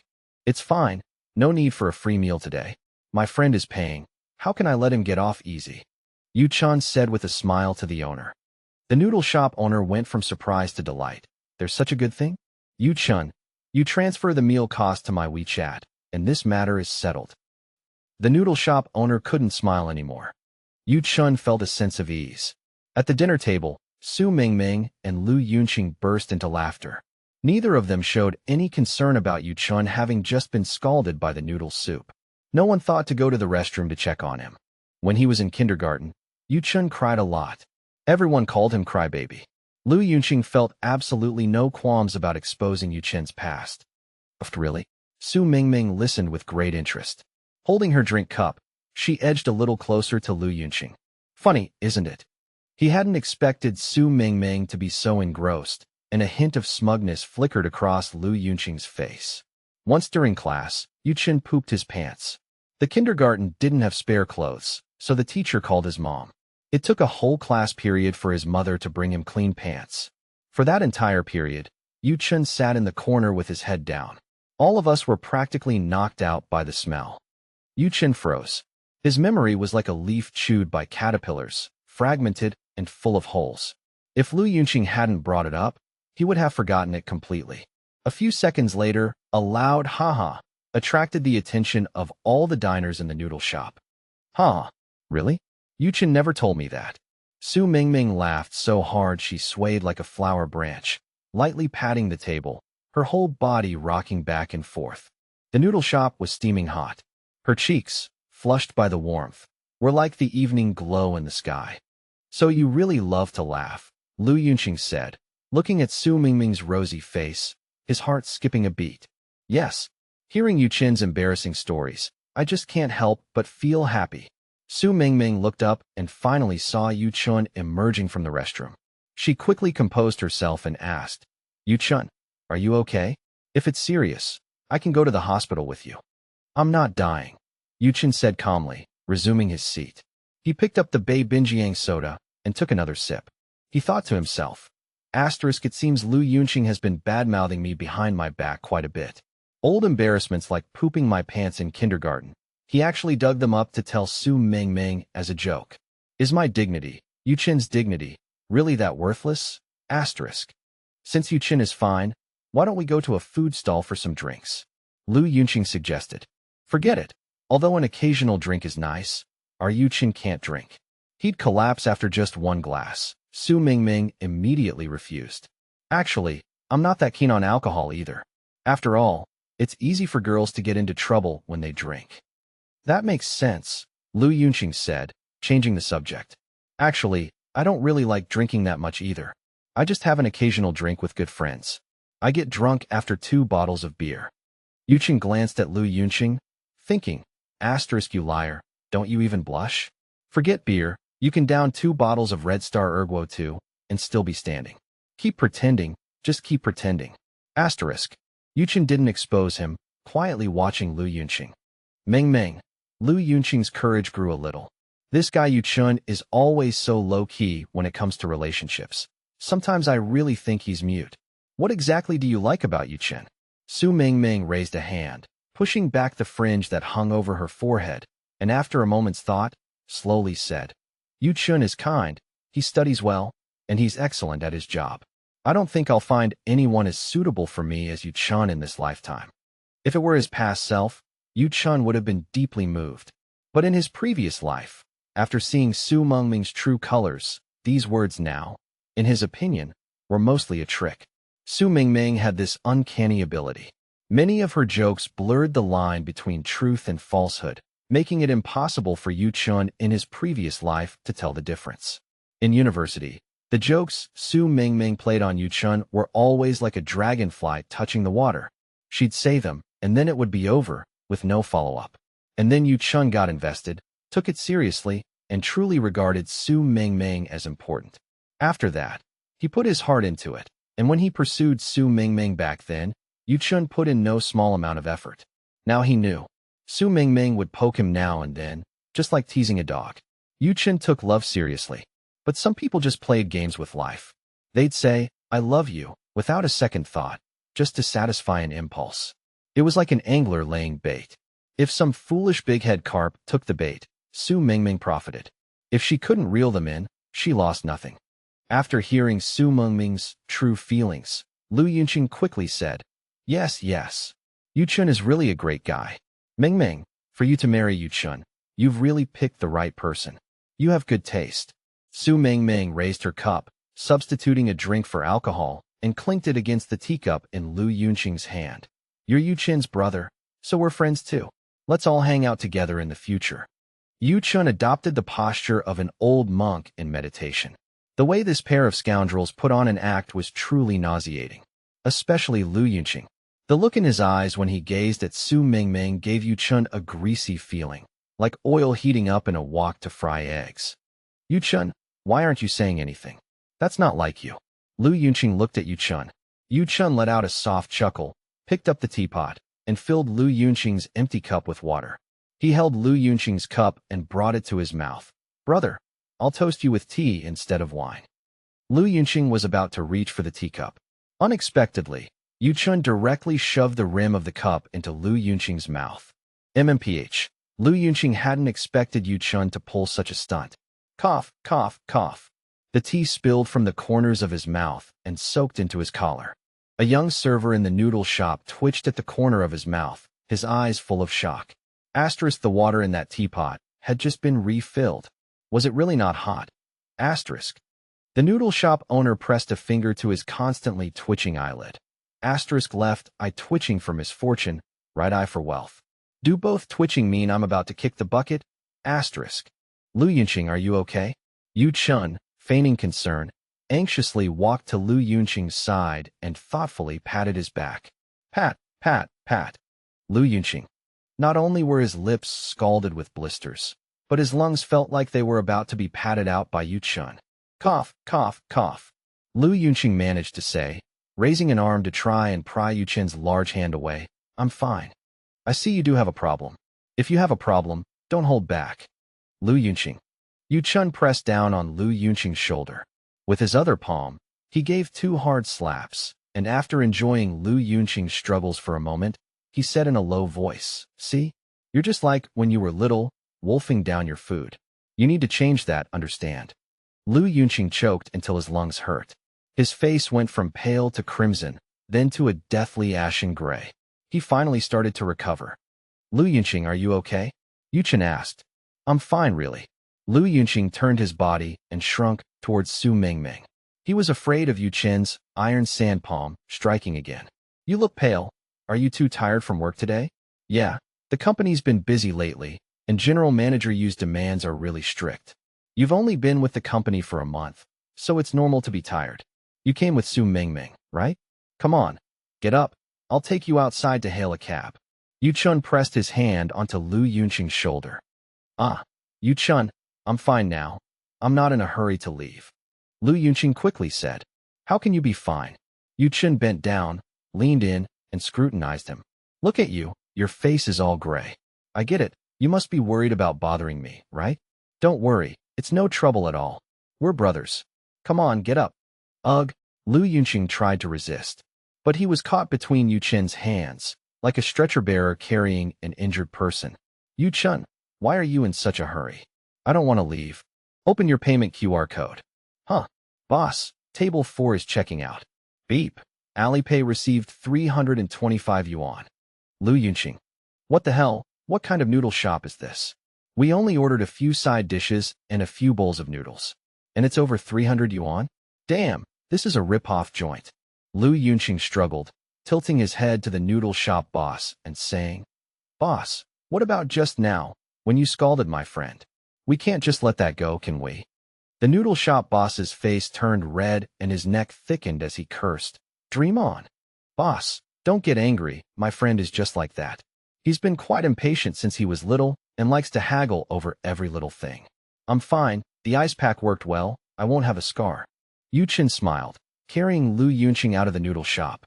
This drew curious glances from passers-by, who thought it was a plainclothes police officer making an arrest on the street.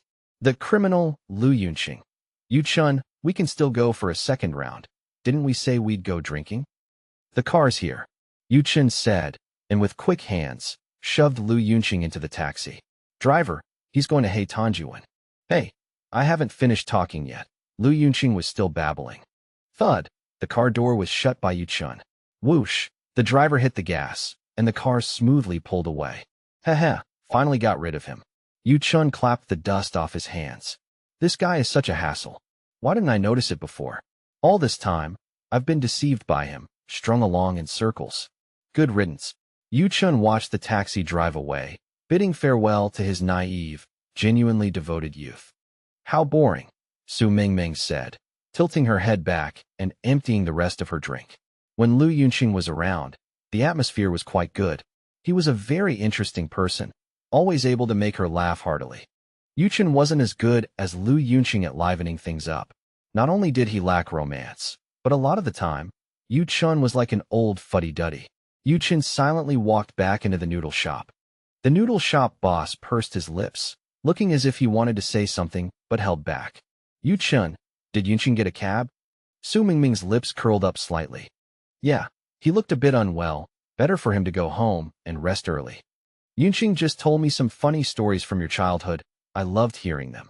Oh, really? Asterisk, you didn't want to hear about my embarrassing childhood stories. You just wanted to talk to Lu Yunqing. What a schemer. Asterisk. So, shall we go somewhere else to continue? Tomorrow's Saturday. No need to rush back. No need to change. It's quite cold outside. This place is fine. Su Mingming said with a sweet smile. Boss, 2 beers please. Yuqing glanced at the noodle shop boss. The latter gave a wry smile and personally brought the beers to Yu Chun. Asterisk, his eyelids had been twitching wildly today. He was having the worst luck. He had to serve this customer well, or who knew what other trouble he might stir up. Asterisk. Yu Chun, you actually drink? In Su Mingming's impression, Yu Chun never touched alcohol. He didn't drink at all. I feel like a drink today. Yu Chun personally poured wine for Su Mingming, which made her feel quite flattered. You have something on the corner of your eye. Su Mingming reached out, naturally intending to wipe it off for Yu Chun. Thanks, I have a tissue. I can wipe it myself. Yu Chun adjusted the disgust in his chest, forcing himself to exert his utmost patience to speak to Su Mingming. This was part of his plan for the evening. Yu Chun, what's really going on with you today? Now that Yunqing's gone home, you can tell me. With the corners of his mouth upturned, Yu Chun offered a professional smile. Writing reports until my head aches. The work pressure has been too high lately. Mingming, I hope you don't blame me. How could I? How could I blame you? Hearing Yu Chin's explanation, Su Mingming's mood instantly settled a little. Don't let your work pressure get too high, or you'll end up like Yunqing. Su Mingming comforted Yu Chun. I want to work hard, strive for a raise, and earn more money. In the future, there will be many places where money is needed. Yu Chin's gaze pierced through Su Mingming, looking towards an unknown distance. These words, he said to himself. Who knew? Su Mingming misunderstood. That's right. We'll need a lot of money for our wedding too. You really do need to work hard, and you'll have to support a family later. Should I buy some stocks? Yu Chin suddenly changed the subject. Su Mingming was taken aback. Yu Chin never played the stock market. When her own stock investments were booming, she had indeed told Yu Chin several times. But he had always dismissed her advice with a, I don't understand investing. And now? Su Mingming's mouth could fit an egg. Stocks? When did you get interested in stocks? Yeah. Seeing her take the bait, Yu Chin quickly added, I'm a complete novice at investing, but you got in early and understand stocks. Could you give me some pointers? Oh, what are you talking about? Why didn't you tell me earlier? Do we need to be so distant with each other? Su Mingming picked up her glass and clinked it against Yu Chin's. Don't be shy. It's not too late to get in now. After a few rounds of drinks, the two conversed happily about stocks. Yu Chin's initial objective was achieved. He politely declined Su Mingming's suggestion to stay at his place for the night. He called a designated driver to take Su Mingming to her apartment building. Well, thank you for taking me home. I'll go in now. Su Mingming was still testing the waters. You're welcome. It's only natural for a man to escort a woman home. Fortunately, the dim light in the hallway didn't illuminate Yu Chin's cold gaze. Good night. Su Mingming stood on tiptoe and pressed her lips to Yu Chin's cheek. Her warm lips felt his cold skin. The hallway light went out. Aren't you coming up for a bit? We haven't done that in a long time.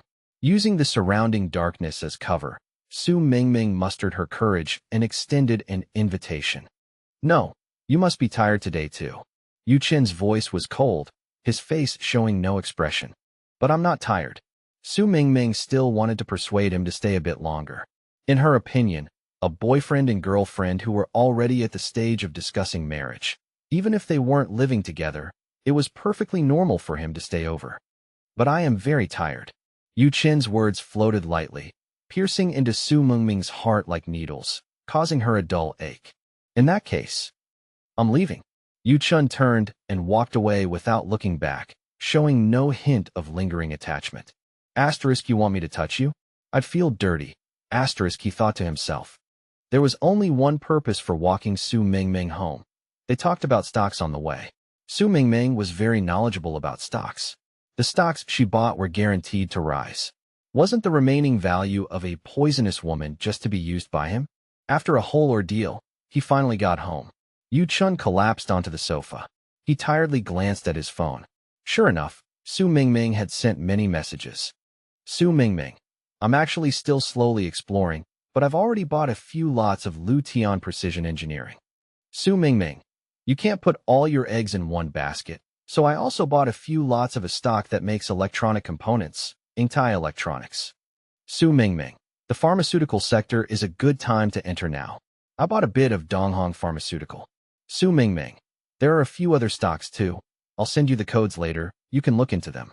I'm still in the observation phase for these few. I think they're all potential stocks. Su Mingming, code XXXX, code XXXX. Chen took a pen and recorded them one by one in his notebook. Thanks, Su Mingming. Divorce settlement, emotional damages. I'll just accept them without politeness. Chen's lips curved upwards. Debts from the previous life, collected in this one. Very fair. Relying on his memories from his previous life, Chen knew electronic component stocks were excellent. In his previous life, wafers and electronic chips were the hottest. Also pharmaceutical stocks. In his previous life, for several years, the whole world was shrouded under the shadow of a highly fatal infectious disease. Buying pharmaceutical stocks would definitely not be wrong. The next day was Saturday. Chen appeared at the Xinhua bookstore near his home. Su Mingming wanted to go on a date with him and specifically sent a message. Chen instantly rejected it with the excuse, "My body hasn't recovered yet. I want to rest properly today." Complete Guide to Short-Term Trading Techniques. Understand K-line charts in one book. Financial statement analysis and stock valuation. Rich Dad, Poor Dad. Investment books occupied several shelves in the bookstore. Chen stood in front of the shelves, carefully browsing the books. As a novice who had never invested in stocks in his previous life, there was a lot to learn. While making money and building a career, he shouldn't forget to enrich himself. Long and short positions, washout and distribution, diving and circuit breaker, golden cross and death cross. Why are there so many technical terms? Chen pouted. I have to master all these specialized terms before I can even decide whether to play the stock market, right? There should be a stock book more suitable for beginners. Chen's gaze was drawn to a book on the lowest shelf. Stock Trading for Beginners. This book looks really basic. It should be suitable for people who know nothing, right? Chen squatted down, intending to pull the book out from the bottom. A tall man, 186 meters, squeezed between the bookstore's compact shelves. It wasn't easy to squat down. He turned his body sideways, barely managed to squat, and reached out to grab it. Swoosh! A fair, delicate small hand seized the initiative, deftly pulling out the book. Company layoffs, job adjustments and salary revisions, internal penalties, employee turnover risk prevention and guidance. The title was very long. Chen, are you going to resign? A clear, cool voice came over.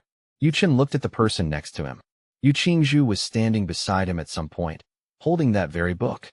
President Yu? Chen almost didn't recognize her. He had never encountered his boss outside of work hours. During work, Qingzhu often appeared in a neat outfit of a small suit jacket, A-line hip skirt, and click-clacking low heels. But today, she was wearing a milky white hoodie with light gray sweatpants, sports shoes on her feet. On her head was a pink baseball cap. This outfit had nothing to do with a dominant, big sister CEO. Instead, she looked like a pure college student. If she hadn't spoken to Chen first, Chen really wouldn't have recognized her. He was stunned for a few seconds. It seems you really don't want to work anymore. Qingzhu's voice turned a few shades colder. President Yu, it's not like that. I didn't plan to resign. Chen quickly bent down to pull out another book. I wanted to read this book, Stock Trading for Beginners. The two books were very close. When Chen was reaching for the book just now, Qingzhu misunderstood. Chen quickly explained, because Su Mingming is playing the stock market, I also wanted to give it a try. He didn't know if it was a misconception, but he felt that Qingzhu's eyebrows were slightly furrowed. Asterisk, oh no, is President Yu angry? Why did I have to run into her in a bookstore? She wouldn't think I'm actually going to resign, would she? And that buying stocks is just a temporary excuse. Asterisk, Chen, not caring about the consequences, decided to make a quick escape. President Yu, I've chosen my book, so I'll be going now. Chen, Yu Qingzhu called out to him. Her bright, clear eyes sparkled under the baseball cap. He heard her ask word by word. Are you going to see Su Mingming now? Not today. Yu Chen shook his head. President Yu, could you keep it a secret from my colleagues at the company that I'm buying stock books in the bookstore? Oh. Yu Qingzhu looked at Yu Chen meaningfully again. Why should I keep it a secret for you? Facing his boss's scrutinizing gaze, Yu Chen felt a guilty conscience, like he'd been caught red-handed. However, he disliked lying, and explained to Yu Qingzhu with utmost sincerity. Well, that's because I told Su Mingming I wasn't feeling well. After saying that, Yu Chen gave an awkward smile. So you're really not feeling well? As president, you can see, I'm perfectly fine. For some reason, perhaps seeing Yu Qingzhu's attire or encountering his boss outside of work hours, Yu Chen felt quite relaxed. Although Yu Qingzhu held the esteemed position of boss and was 2 years older than Yu Chen, at this moment she seemed harmless. Her usual authoritative aura was completely gone. She looked like a naive college student. Yes, it's Saturday today. I just want to wander around by myself. Yu Chen added. Yu Chen, then you. Yu Qingzhu seemed about to say something, but abruptly stopped. President Yu? What did you want to say? Never mind. Yu Qingzhu turned around and put the super long titled book back on the shelf. Well then, have a good weekend. See you at the company on Monday. She bid Yu Chen farewell. Yu Chen always felt that Yu Qingzhu had wanted to say something just now, but changed her mind at the last moment. Oh, by the way, Yu Qingzhu called out to Yu Chen again. Your clothes look quite nice today, Yu Qingzhu said. Yu Chen was completely stunned. He had never heard such a compliment from his boss before. The plaid shirts you wear to work aren't really suitable for you, Yu Qingzhu said seriously. Something fresh and clean, like the hoodie and jeans you're wearing today. Yu Chen, you're tall, so you actually look good in anything. Except for plaid shirts. Yu Chen's heart stirred. Yu Qingzhu's words seemed casual, but without him realizing it, they stirred his memories. In his previous life, CEO Yu had told him that plaid shirts and black casual pants didn't suit him. These clothes were all bought when he went shopping with his good friend, Lu Yunqing. Lu Yunqing always picked clothes for Yu Chen that were similar to his own style. He had a strong preference for large red plaid shirts. Naturally, what he chose for Yu Chen were similar styles and comparable colors. Especially the outfit he wore to the company yesterday, a dark red large plaid flannel shirt paired with navy casual pants. That entire outfit had even been a gift from Lu Yunqing. Thank you, CEO Yu. I'll be going now. All right, see you at the office. The atmosphere was a bit awkward. Yu Chen quickly walked away. He always felt quite uncomfortable encountering the CEO privately outside of work. Yu Qingzhu watched Yu Chen leave until his figure disappeared around the street corner. Monday, early morning. Yu Chen wore a clean, simple pure white hoodie without any brand logo, paired with light gray casual pants. Perhaps it was Yu Qingzhu's compliment. Having shed the plaid shirts that didn't suit him, Yu Chen felt a sense of rebirth, as if he had broken free from the shackles of being a programmer. It was not yet 7 a.m., and the office was empty. He couldn't recall ever coming to the company this early before. After the weekend, Monday brought a lot of tasks. As someone reborn, he had to work even harder. Every hard-earned penny would be invested in his own life. He went to the pantry and made a cup of instant coffee, typical for a working stiff. As he passed the hallway, he suddenly glimpsed the CEO's office door, which was ajar. Yu Qingzhu was quietly seated at her desk. So early, and the boss was already in the office, Yu Chen thought to himself. However, since he had already seen her, he ought to greet her.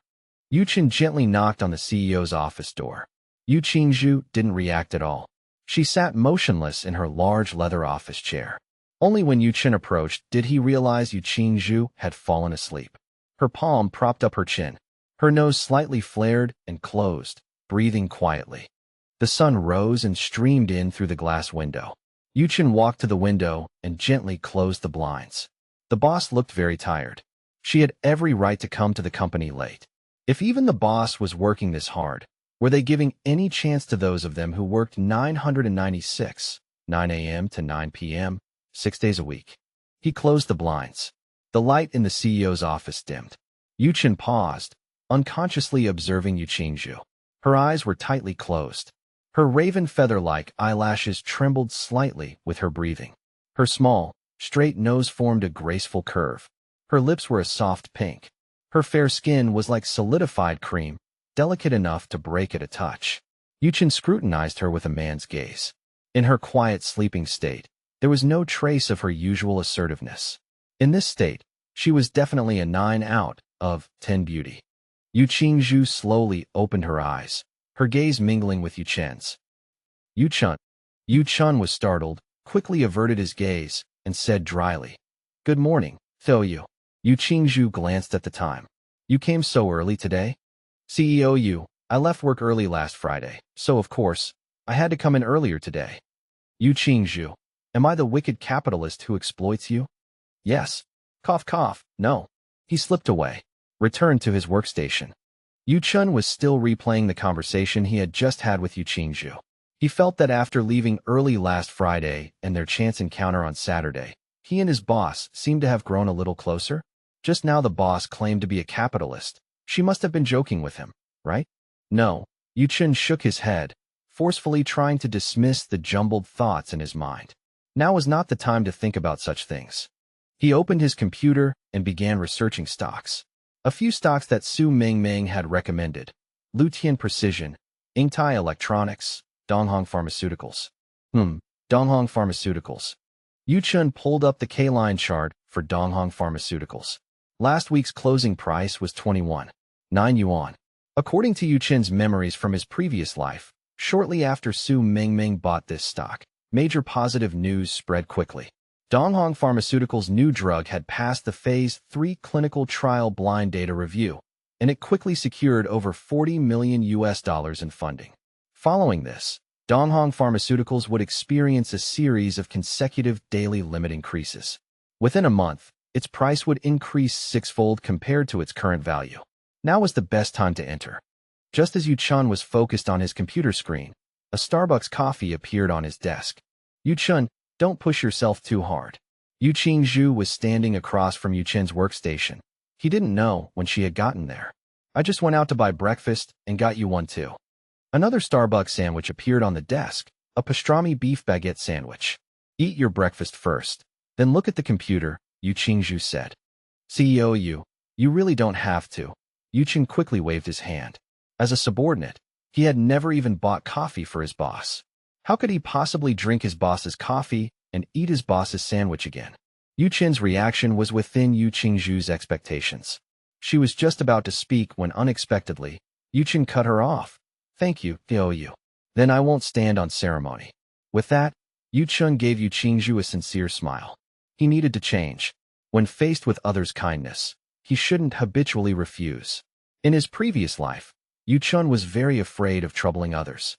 When faced with others' kindness, he didn't think, always habitually refusing people. Facing Chen's smile, Chen's mind wavered for a moment. "Then I won't disturb you. Eat more." She turned, carrying a wisp of pleasant floral scent, and left the employee office. Chen took a sip of coffee. Fuji apple latte, rich and mellow. In his previous life, Chen's impression of her was that of a workaholic, a female demon. Young, not dating, not marrying, entirely devoted to work. Never having meals with employees. Keeping work and private life strictly separate. Unexpectedly, CEO was surprisingly nice. She was really different from his previous life. Or rather, in this life, after their paths had crossed, Chen had a completely new impression of Chen. However, Chen didn't have the leisure to dwell on his boss's drastic change in personality. He had more important things to do. At 7:30 a.m., after finishing his sandwich and coffee, Chen had thoroughly researched the stock using the K-line chart.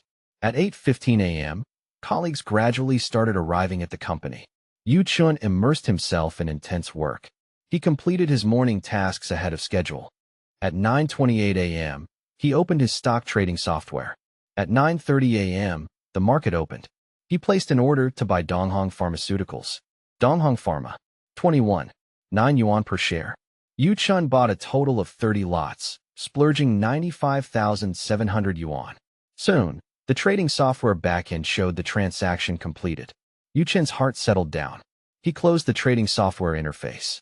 At 9:12 a.m., Lu Ziren, who handled matters for Chen, walked into the office, travel-stained. At 9:23 a.m., Senior employee Zhou Jiming and CEO Yu Qingzhu held a routine meeting. At 9:40 a.m., the two people Yu Chun disliked the most made their grand entrance. Su Mingming and Lu Yunqing walked into the office, chatting and laughing. According to them, they had been out on field duty. Lu Yunqing was a new employee at the company. Still on probation, he often used the pretense of learning from senior employee Su Mingming, following closely behind her. So, the two must have arranged beforehand to come together, right? Morning, Yu Chun. Had breakfast yet? Asked Lu Yunqing, who was wearing a dark green plaid shirt. Yu Chun nodded slightly, his attitude towards Lu Yunqing indescribably cold. Unexpectedly, Lu Yunqing seemed completely unaware, his gaze falling on Yu Chun's clothes. Huh? You changed your clothes today? The style is very different. Yu Chun thought to himself.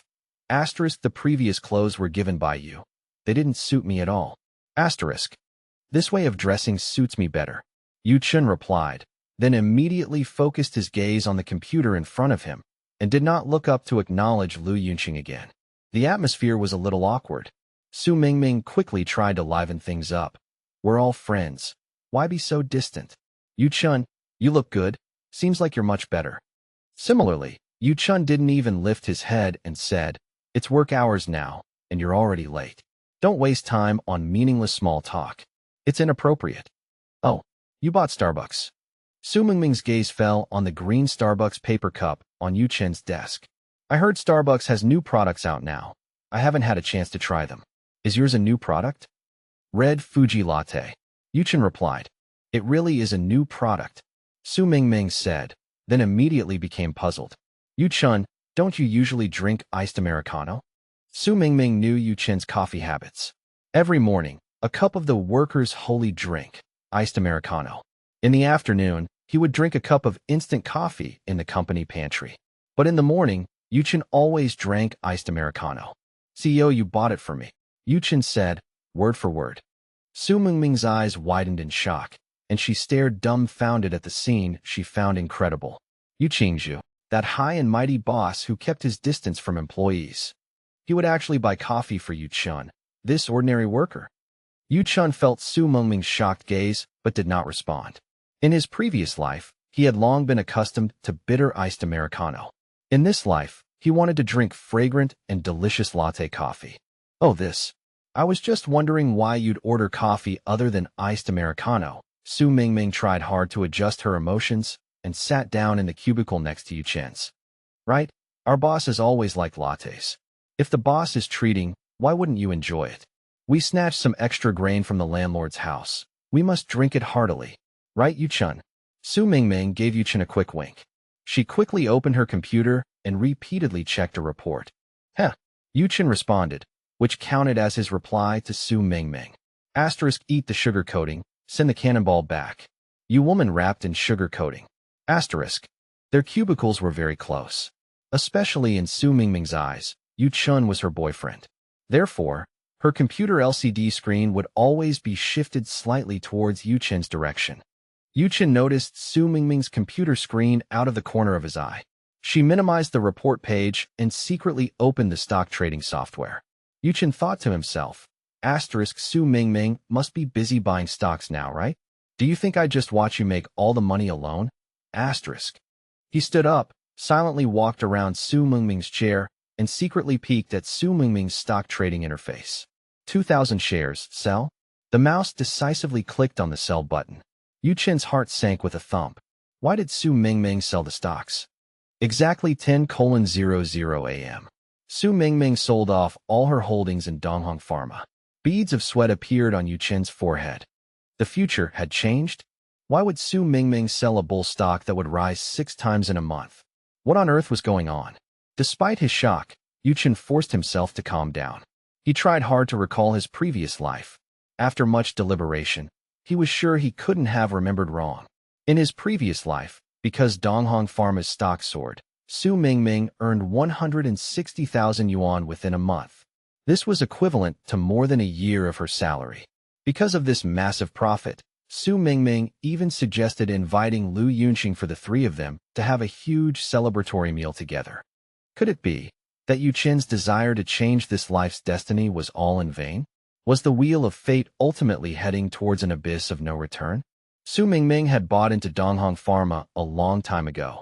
Donghong Pharma had been developing smoothly recently. Logically speaking, she should have already tasted some sweetness from this stock. But why? The timing of Su Mingming's sale was too peculiar. Yu Chen bought into Donghong Pharma moments before, and she sold it right after. Less than half an hour passed between the two events. So Su Mingming, what exactly are you thinking?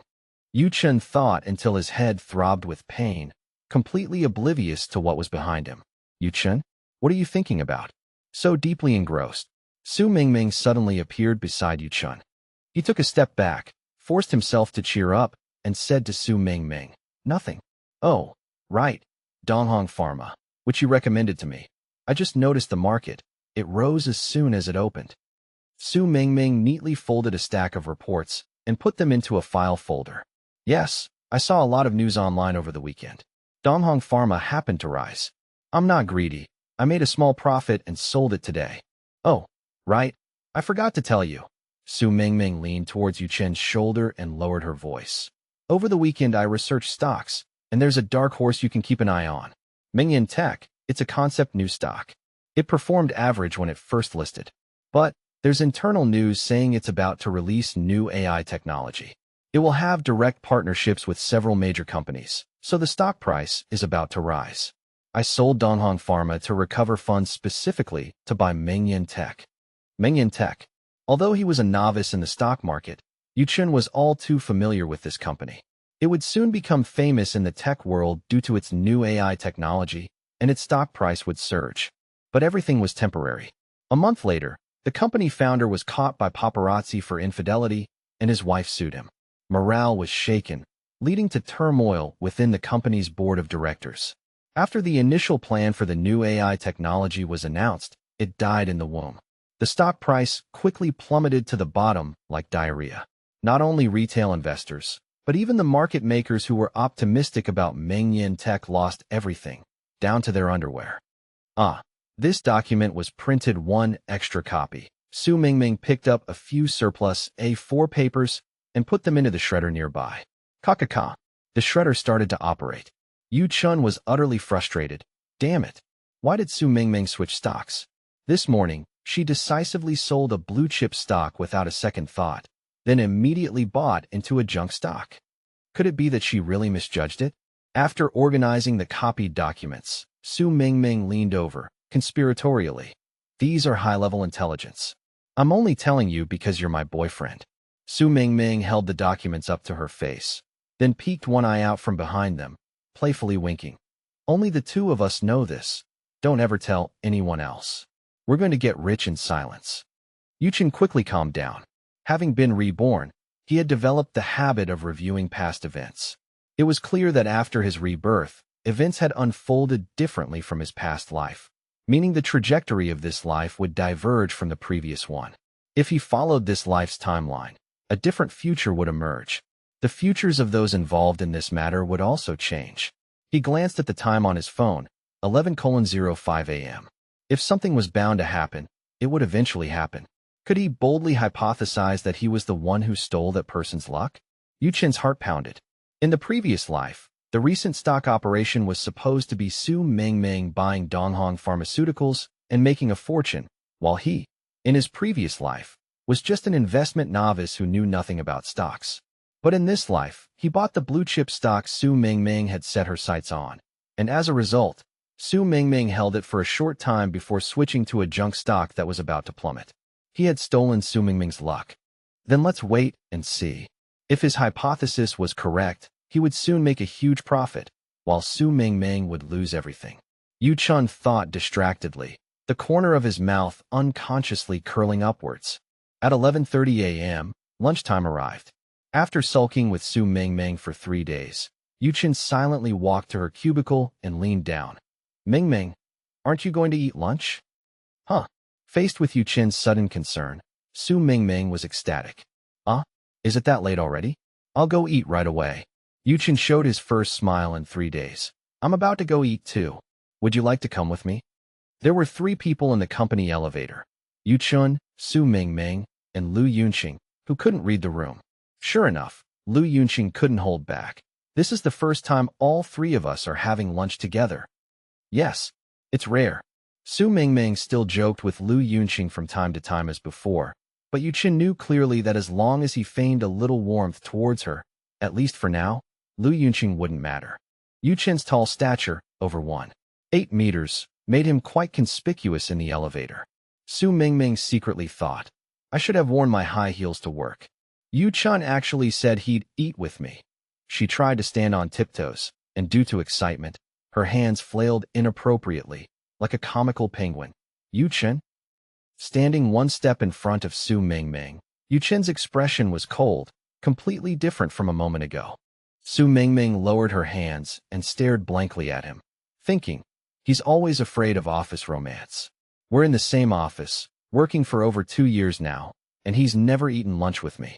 He was just smiling and inviting me to lunch, but now he's like this? Yu Chen. Even Lu Yunqing noticed Yu Chen's coldness. He reached out and feigned intimacy, touching Yu Chen's hoodie. I've never seen you wear this before. Did you buy it yourself? The white hoodie, without any logo, was loose and looked quite comfortable in texture. Yu Chen was tall with long legs. Even plain beige casual pants looked inadvertently high-end on him. Both in appearance and physique, Yu Chen surpassed Lu Yunqing by far.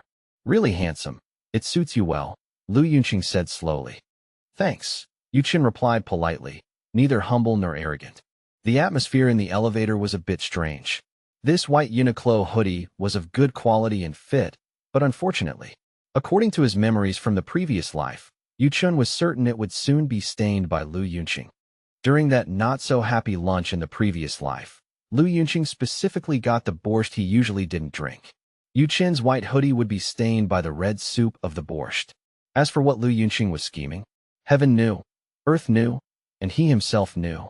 Yu Chen saw the menu at the fast food restaurant Lao Xiangji downstairs from the company, and subtly curled the corner of his mouth. The menu was exactly as he had expected. Borscht, lion's head meatballs, steamed cured pork, oyster sauce lettuce, stir-fried broccoli carrots water chestnuts, cured chicken leg. Lao Xiangji was bustling with people. Office workers from nearby buildings were orderly carrying their trays, choosing their favorite dishes. Borscht? I suddenly really want to drink it today? I'll have a bowl. Please give me a generous serving, thank you. Lu Yunqing said loudly to the serving auntie. The auntie scooped a full bowl and cautioned, Young man, hold the tray steady, don't spill it. Oh, handsome young man, are you also having borscht? The serving auntie's eyes lit up when she saw Yu Chen. Just half a bowl for me. Any more would be a waste, thank you. Lu Yunqing carried his tray, looking for an empty seat. The three of us need to find a 4-person table.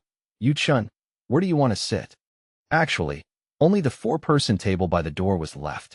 Yu Chen quietly watched Lu Yunqing's performance. 3. Yu Chen counted down in his mind. Lu Yunqing, carrying a fully loaded tray, looked around, hesitating as if muttering to himself. Didn't expect Lao Xiangji to be so crowded? 2. Lu Yunqing suddenly asked Su Mingming, who was trailing behind. Mingming? What dishes did you choose? Where do you want to sit? 1. Yu Chen stopped in his tracks. Lu Yunqing suddenly turned around, his eyes deliberately avoiding contact, and his arm holding the tray clearly pushed forward. Just as expected, everything was within his predictions. Clang! A significant noise. The serving auntie was the first to shout upon hearing it. Watch out! The full bowl of borscht splashed towards Yu Chen, scattering in the air like flowers strewn by celestial maidens, creating quite a spectacle. Red soup splashed, carrot chunks, potato chunks, and a small amount of beef chunks like colorful confetti at a party. A strange smile flashed across Yu Chen's face. He pivoted his feet and deftly darted to the right. Whoosh, perfectly dodged. Swish, splash, poo-poo-pee-you. The serving auntie pinched her philtrum hard, forcing herself not to collapse. It was the busiest time at noon, and she didn't want to clean up. And Su Mingming, standing behind Yu Chen, tragically hesitated to speak. The full bowl of borscht hit the enemy dead on. Kill over. The scene, quiet.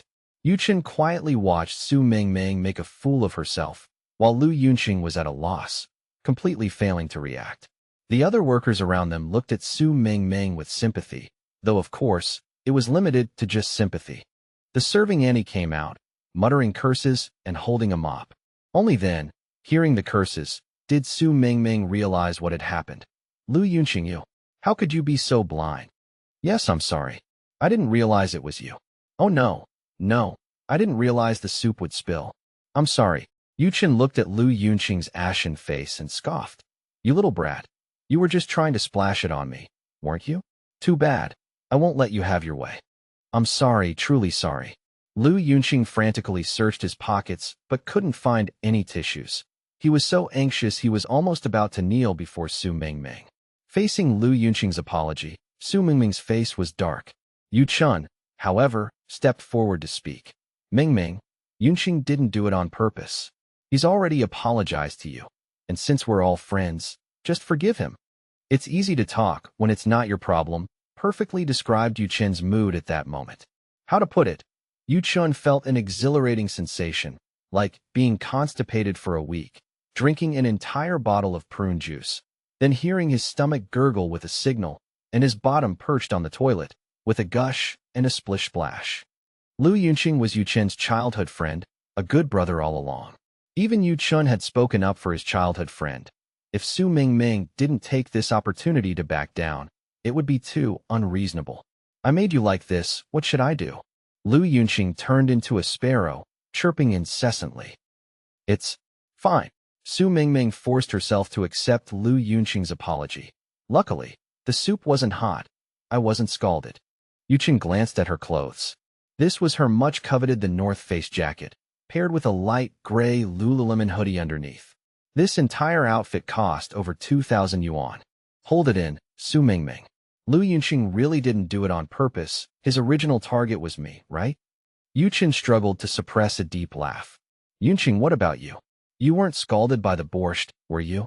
Chen looked at Lu Yunqing, feigning concern for a friend. I'm fine. Chen not only didn't suspect him, but was even showing concern for him, making Lu Yunqing overwhelmed with gratitude. I didn't know you were behind me just now. I wanted to ask where you guys were sitting, but I ended up doing a good deed badly. Chen, you didn't get any soup on you, did you? You're wearing a white hoodie. Chen lifted his chin and glared at him dismissively. Don't just stand there asking questions. Go get some paper. Huh? Oh, I'll go get it. Lu Yunqing was clearly a beat slow. Of course it's you. Didn't you cause this? Who told you to get so much borscht just now? I've never seen you drink borscht usually, but today you got so much. Chen's expression grew colder and colder. I particularly wanted to drink it today. Lu Yunqing tried to explain. Less talk, just do it. All right, I'll go right away. Auntie, where are the tissues? The serving auntie handed over a tissue box with a dark expression. Use them sparingly. Paper is expensive. Chen stood sideways next to Su Mingming. Mingming, what are we going to do? You waited a long time for a discount before finally deciding to buy this outfit. It looks really good on you, too. Su Mingming held up her hoodie, stained with soup, while the outer jacket was still dripping soup. Exactly, this outfit is so expensive. I wonder if the laundry will be able to get it clean. Sigh, your hard-earned money from working so hard, spent on this brand-name jacket and hoodie, just ruined like that. Chen said regretfully. Lu Yunqing pursed his lips, looking like he wanted to be angry but couldn't bring himself to. He was about to hand the tissue box to Su Mingming when he realized she was gone. Chen, where's Mingming? She went to the restroom. Chen placed his tray on the table. Yunqing, you sit here. I'm going to the restroom too. Lu Yunqing nodded awkwardly. Men's restroom. Chen had just finished washing his hands and reached for a paper towel, only to find the dispenser empty.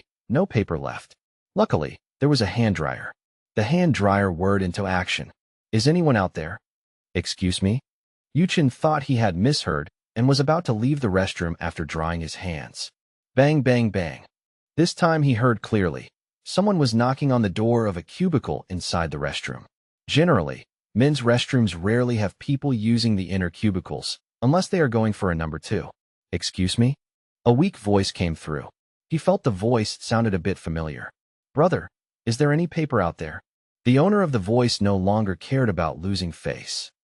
Chen understood. This guy had finished his business only to find there was no paper and was now seeking help. There's no hand paper outside. Cough, cough, cough. The person in the cubicle awkwardly coughed a few times. Brother, could you please help me get some paper? No problem, wait here. Thanks. Good person. You've saved my life.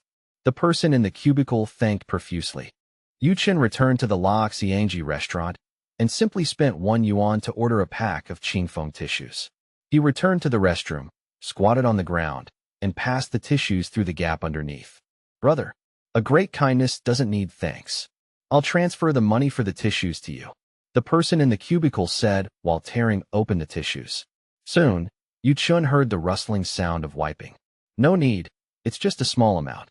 Chen walked to the sink and washed his hands again. The cubicle door opened. Brother Chen, so it was you. I knew your voice sounded so familiar. Brother Chen, you're such a good person. Saving a life is better than building a 7-story pagoda. I was really in a hurry just now.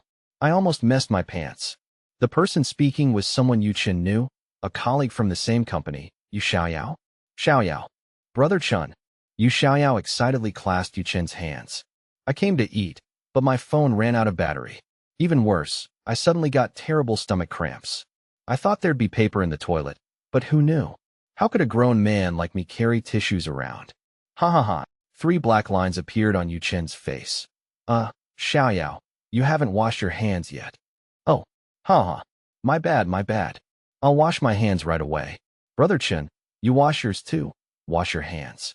Ha ha ha. The running water carried away the white foam from his palms. Yu Xiaoyao had joined the company with Lu Yunqing, and like Lu Yunqing, he was currently still in his probation period. Brother Chen, thank you so much for helping me. After washing, Yu Xiaoyao stood respectfully by Chen, waiting for him to use the hand dryer first. I had been shouting in the restroom for ages. I asked a man for tissues, but he just walked away without saying a word. Earlier, at the restroom entrance, and it was another man. Wasn't that? The answer was obvious. Isn't that Lu Yunqing? But that doesn't make sense. Chen mentally crossed Lu Yunqing off the list. Yu Xiaoyao and Lu Yunqing joined the company at the same time. Although his current responsibilities were different from Lu Yunqing's, everyone had met at the company's new employee welcoming dinner. It's always wise to leave a little room for goodwill, to ensure smooth future interactions. Lu Yunqing wasn't an idiot. There was no reason for him to be so ruthless. That guy completely ignored me. He washed his hands and just left the restroom, even humming a song. And it was, "Today is a good day." Yu Xiaoyao walked beside Chen. From a distance, Chen looked like a scholar, while Yu Xiaoyao resembled a young attendant serving his master. Brother Chen, I've seen plenty of those cold, indifferent types. I can spot them a mile away. Lu Yunqing, I wouldn't have guessed. You always pretend to be a good person in front of me, but in front of people you don't know well, or even strangers, you can't even be bothered to pretend? Yu Xiaoyao was taking a dump in the restroom without paper, and Lu Yunqing was freaking singing outside? Is that what a human being does? However, Lu Yunqing probably didn't realize it was Yu Xiaoyao in the stall. Even Chen, when he first heard Yu Xiaoyao's voice, didn't immediately recognize it. Ming, I'm really sorry. I'll pay for the dry cleaning. Lu Yunqing went to the restroom, washed his hands, and returned to sit down for dinner with Su Mingming. When Chen and I were in kindergarten, he once spilled food on a classmate, and I was the one who helped him clean it up. Chen just cried and cried back then. Hearing about Chen's amusing childhood story, Su Mingming finally became interested. Really? Chen used to cry? I can't imagine it at all. When Chen was little, he didn't play well with others. He only played with me. Even the teachers said he couldn't integrate well into the group. Seeing Su Mingming's interest, Lu Yunqing elaborated further, fabricating many past events that Chen himself didn't even know about. I think I heard Chen mention that before. Su Mingming picked up the cured chicken leg Lu Yunqing offered her and began to gnaw on it with relish. Chen is truly fortunate to have a good friend like you. Yunqing, you're really a good person. Seeing Su Mingming giving him a good guy card, without holding grudges, Lu Yunqing couldn't have been happier. He had just soiled Su Mingming's clothes and was worried about not having a chance to salvage the situation. I just met someone in the men's room who asked me for some paper. What Lu Yunqing said next was completely contrary to Yu Xiaoyao's actual experience. A few minutes earlier, Su Mingming went to the restroom to clean her clothes, and Lu Yunqing followed close behind. He had originally wanted to help Su Mingming, as he was the culprit after all, but he encountered a fierce-looking auntie at the entrance of the women's restroom, who clearly seemed like a master of profanity. Lu Yunqing reluctantly walked towards the men's restroom. After washing his hands, he pulled out a lot of toilet paper. Su Mingming is really something. Seeing me coming with a plate, why the hell didn't she move? Does she have no eyes? Or is her brain underdeveloped? Usually, when we eat at Old Xiangji together, Su Mingming always gets her food first and then finds a seat. The last sheet of toilet paper was pulled out by Lu Yunqing. And Yuchen too. Why has his personality changed so much lately? It feels like he's constantly going against me. Brother, washing your hands outside. A voice came from the stall. Lu Yunqing instantly became alert. What do you want? What is it? Brother, could you pass me some paper? My stomach hurt so badly just now, and I thought there was paper in the stall, but there isn't a single sheet. Brother, how about this? I'll pay you. Please help me out. Lu Yunqing pursed his lips, thinking resentfully. This afternoon has been annoying enough, and now some idiot is asking him for paper? Isn't that sick? Brother, my gratitude knows no bounds. Slam. Lu Yunqing abruptly turned off the faucet, patted his butt, and walked away. Serves him right for not bringing his own paper. He can learn from those Indians and use his fingers to clean up. Yunqing, you really have a kind heart. Su Mingming praised Lu Yunqing sincerely. Exactly. Luckily, I gave him the paper. That person was extremely grateful to me, calling me a lay feng. Actually, it's nothing, just a small favor. Everyone faces difficulties at some point in life. Indeed, he must be very grateful to you. Su Mingming looked at Lu Yunqing, her eyes smiling. Oh, no need to thank me. It's just a small matter. If I were in there, I'm sure others would help me the same way. Yuchen walked over, pulled out a chair, and sat down. Sorry I'm late. I was just in the restroom. Lu Yunqing heard this and instantly panicked. That. Before he could finish, Yuchen stepped aside, enthusiastically introducing. Yu Xiaoyao, this is Lu Yunqing. You're both new hires from the same batch. And that's Su Mingming. Hello, everyone. Yu Xiaoyao grinned innocently. I just ran into Xiaoyao in the restroom. You don't mind if we add another chair, do you? Yu Chen asked with a smile, his gaze fixed on Lu Yunqing. Yes, of course you can. Lu Yunqing stammered slightly. Xiaoyao, have a seat quickly. Yu Chen motioned for Yu Xiaoyao to sit on his original chair with a backrest, while he himself brought over a plastic stool from elsewhere. So quickly tell us, what were you just doing? Yu Chen smiled, revealing a set of eerily white teeth. Oh, it's nothing important. Let's just eat. Lu Yunqing quickly picked up his chopsticks and haphazardly poked at the food on his plate. Haha, then I'm going to eat. No sooner had Yu Xiaoyao's words fallen than he frantically picked up his chopsticks and began to eat wildly, as if playing at double speed. Yu Chen thought to himself, young people nowadays really enjoy their food. Yu Xiaoyao appeared carefree and was quite a sunny, energetic young man. Yu Chen found Yu Xiaoyao inexplicably pleasing to the eye. Meanwhile, Lu Yunqing's heart was like an erupting volcano. He could no longer remain calm. Yu Xiaoyao. His written test and interview scores were both worse than mine, yet he still got into the company. This guy is just arrogant because he's tall and good-looking.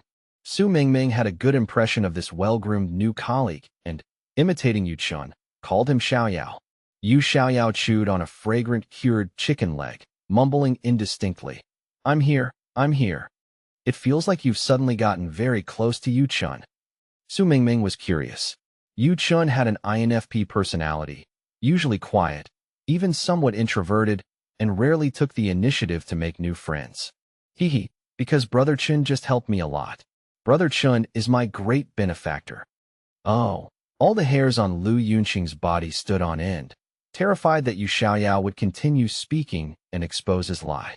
Unexpectedly, Yu Xiaoyao's gaze was drawn to Su Mingming's stained clothes. Sister Mingming, your clothes. They must be hard to wash, right? They're all designer brands. What a shame. Oh, it's just clothes. If they can't be cleaned, I'll just throw them away. It's no big deal.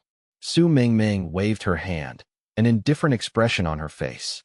The three of them had their own thoughts during the meal. Su Mingming's clothes were so dirty, and she couldn't change immediately, so she ate as if she were chewing wax. Lu Yunqing was even more consumed by guilt, not daring to make any eye contact with Yu Xiaoyao. He buried his head in his food, occasionally glancing at Yu Xiaoyao with his peripheral vision. This Yu Xiaoyao kept moving his chopsticks and spoon, as if he wished both hands could work at once. His appetite was just too good.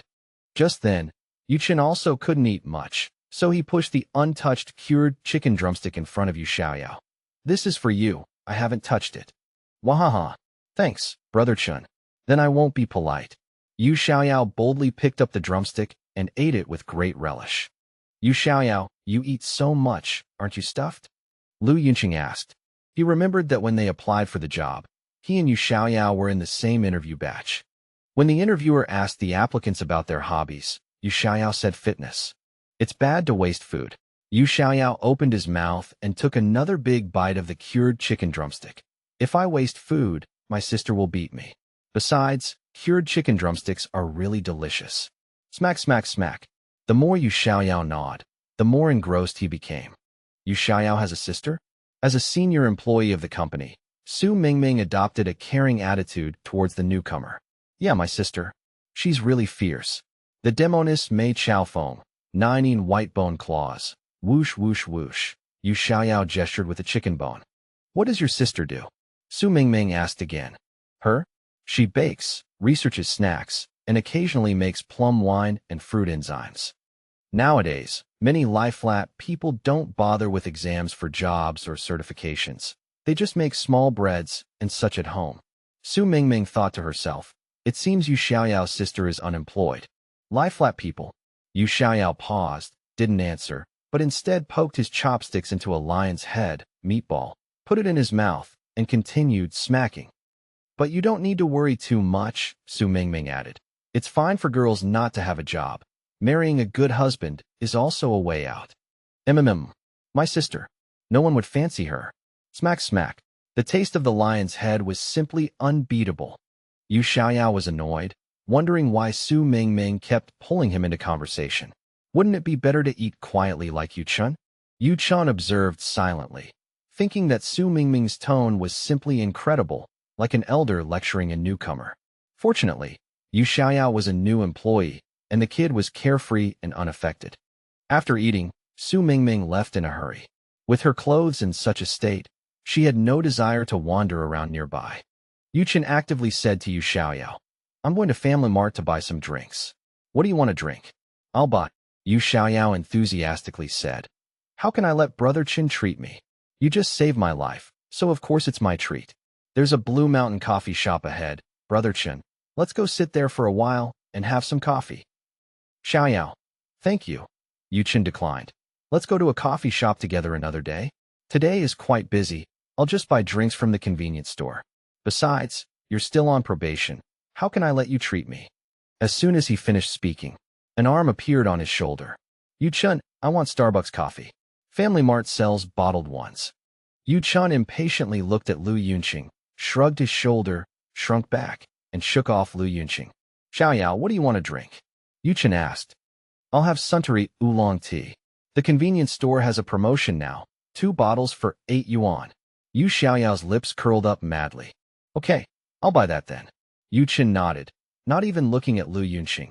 You two go back to the company first. I'll come up once I've bought them. Hurry back, Lu Yunqing urged him. Asterisk Yu Chen. Something still feels off about him. Asterisk he secretly told himself in his mind. The two walked back to the company shoulder to shoulder, only able to have awkward small talk along the way. Yu Xiaoyao, we joined the company at the same time, but you seem to have gotten very familiar with the senior employees. Yeah, maybe I'm just naturally outgoing, Yu Xiaoyao said casually. I haven't seen you come and go from Yu Chen's department office in the company, Lu Yunqing said like an elder brother, patting Yu Xiaoyao's back. Don't be scared. I don't mean anything else. It's just because Yu Chen and I are good friends that I'm asking. The two walked into the company building. Lu Yunqing was particularly unusual, even greeting the security guard on the first floor. The security guard gave Lu Yunqing a strange look, nodding stiffly. This guy usually never greets me and has a terrible attitude. Did he take the wrong medicine today?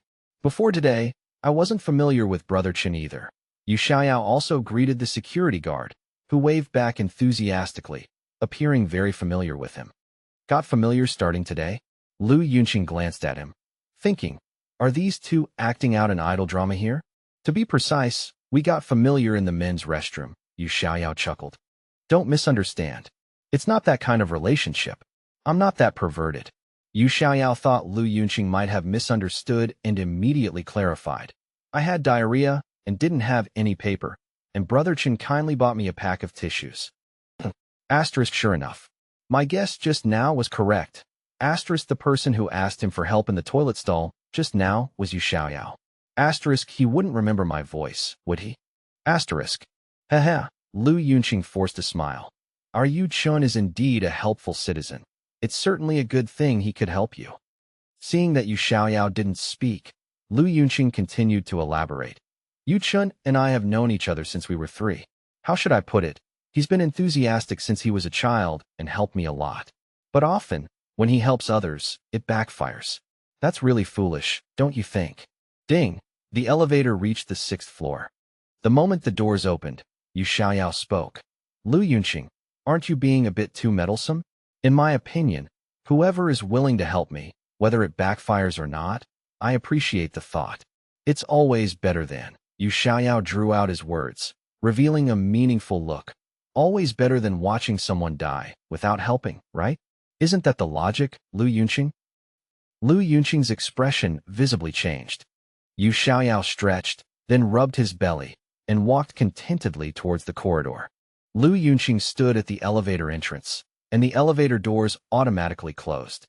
He suddenly reacted, quickly pressing the open door button. The elevator doors opened again. His expression was grim as he walked out. Was Yu Xiaoyao's watching someone die without helping intentionally said for him to hear? He clearly didn't bring him paper, yet he talked about doing good deeds and helping others in front of others. Yu Xiaoyao wouldn't go around blabbering about this in the company, would he? Lu Yunqing gloomily returned to his workstation, his entire being like an eggplant withered by frost. Xiao Lu, have you eaten? Manager Zhou, have you? I ate at the rice noodle restaurant downstairs. The person speaking with Lu Yunqing at this moment was Zhou Zhiming, a senior employee of the company. The 50-year-old Zhou Zhiming didn't present a good image. Not only was his hair thinning, but due to long-term smoking and neglecting dental cleanings, his mouth was full of yellow teeth. Lu Yunqing was a germaphobe. Looking at Zhou Zhiming's yellow teeth, he thought to himself, does his family own a cornfield or something? He must have been gnawing on dried corn cobs for years, making his teeth all pitted and uneven. Only the two of them were in the office. Other employees hadn't returned from lunch yet. Lu Yunqing didn't know why Zhou Zhiming would condescend to leave the manager's office specifically to talk to him, a newcomer still on probation. The awkward conversation mode began. Manager Zhou, your outfit today is quite nice. It suits you very well. Really? Zhou Zhiming grinned, and the number of his visible teeth seemed to increase from the original 6 to 8. Lu Yunqing looked at that mouthful of yellow teeth and felt even more like vomiting. Then I'll wear this outfit often from now on. Lu Yunqing, ? Zhou Zhiming, isn't he seriously ill? Just because I praised his clothes, he's going to wear them every day? Xiao Lu, if you encounter any difficulties at work in the future, don't hesitate to come to me. My office door is always open for you. The creepy old Zhou Zhiming reached out and touched Lu Yunqing's shoulder. Seeing no resistance, he then kneaded his shoulder with a massaging motion. Lu Yunqing thought it was his imagination and didn't respond. Zhou Zhiming's boldness grew a little. He kneaded a few more times and slowly said, that Yu Xiaoyao, he's a thoughtless, big oaf, I don't like him. And the other one, the bespectacled bookworm, his voice is so soft, I can't even hear him. Among the new recruits, you're the most pleasing to my eye. Zhou Zhiming revealed an incomparably creepy smile. Thank you, Manager Zhou. Lu Yunqing crossed his hands, fiercely pinching the web between his thumb and forefinger on his left hand with his right, trying to force himself not to collapse. He had finally managed to find a job, successfully entered the company, and was still on probation. Lu Yunqing couldn't allow himself to make any mistakes. Zhou Zhiming was indeed creepy, but he was the manager in charge of Lu Yunqing's department. If he angered him, his job would naturally be lost. Lu Yunqing weighed the situation carefully and finally decided to grit his teeth and endure. Some things one had to swallow, even with tears. Facing Zhou Zhiming's expectant gaze, Lu Yunqing played along. With Manager Zhou's appreciation, I feel even more motivated in my work. Thank you again. Docile, Zhou Jiming was extremely pleased. Haven't encountered any problems at work, have you? If there are any, tell me now. Anyway, there's no one else in the office. Zhou Jiming's hand increased its pressure, turning into a rubbing motion. And no, not really. As a newcomer, these problems are all quite common. Tell me about it. I'll know as soon as I hear it. After all, I've been with the company for a long time and have dealt with too many people and things. Xiao Lu, that's not right. Are you going to bear everything yourself? Why bother putting yourself through such hardship? Zhou Jiming retracted his hand, and Lu Yunqing visibly sighed in relief. Zhou Jiming patted his own chest. After work, let's you and I, brothers, have a drink. You can tell me slowly then. Lu Yunqing's heart trembled. Brothers, your age is several years older than my father. How about it, Xiao Lu? If you don't have time today, then tomorrow. Today? Then today it is. If you fear disaster, disaster comes. There's no escaping it. Lu Yunqing resigned himself to his fate. Being a new employee is too difficult. Female employees face harassment from superiors, but male employees are also in danger. Family Mart convenience store. In front of the beverage shelf, Suntory oolong tea, 8 yuan for 2 bottles, a special offer. Just as Yu Xiaoyao had said, Yu Chen smiled knowingly and took 2 bottles. Recalling that Lu Yunqing seemed to have been nearby just now, Yu Chen glanced at the beverage shelf. Starbucks latte, 16 yuan a bottle.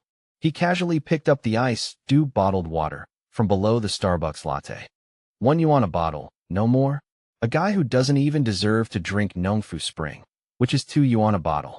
Just as he was about to go to the checkout, Yu Chen seemed to remember something. He walked back to the beverage shelf and decisively picked up a bottle of Starbucks latte. This morning, Yu Qingzhu had bought him coffee and a sandwich. He should buy her a bottle of coffee too. At the checkout, Yu Chen was deep in thought.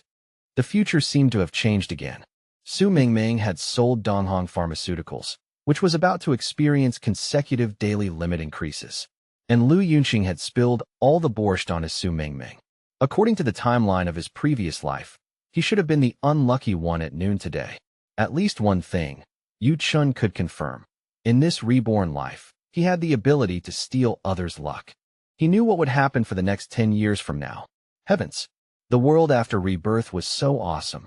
In his previous life, Lu Yunqing had stolen Su Mingming and also planned to steal her assets. In this life, I will live well. I absolutely will not let the sanctimonious Lu Yunqing take my things. His chaotic thoughts were like a tangled ball of yarn. It took Yu Chen a while, but he finally cleared his mind. He returned to the office.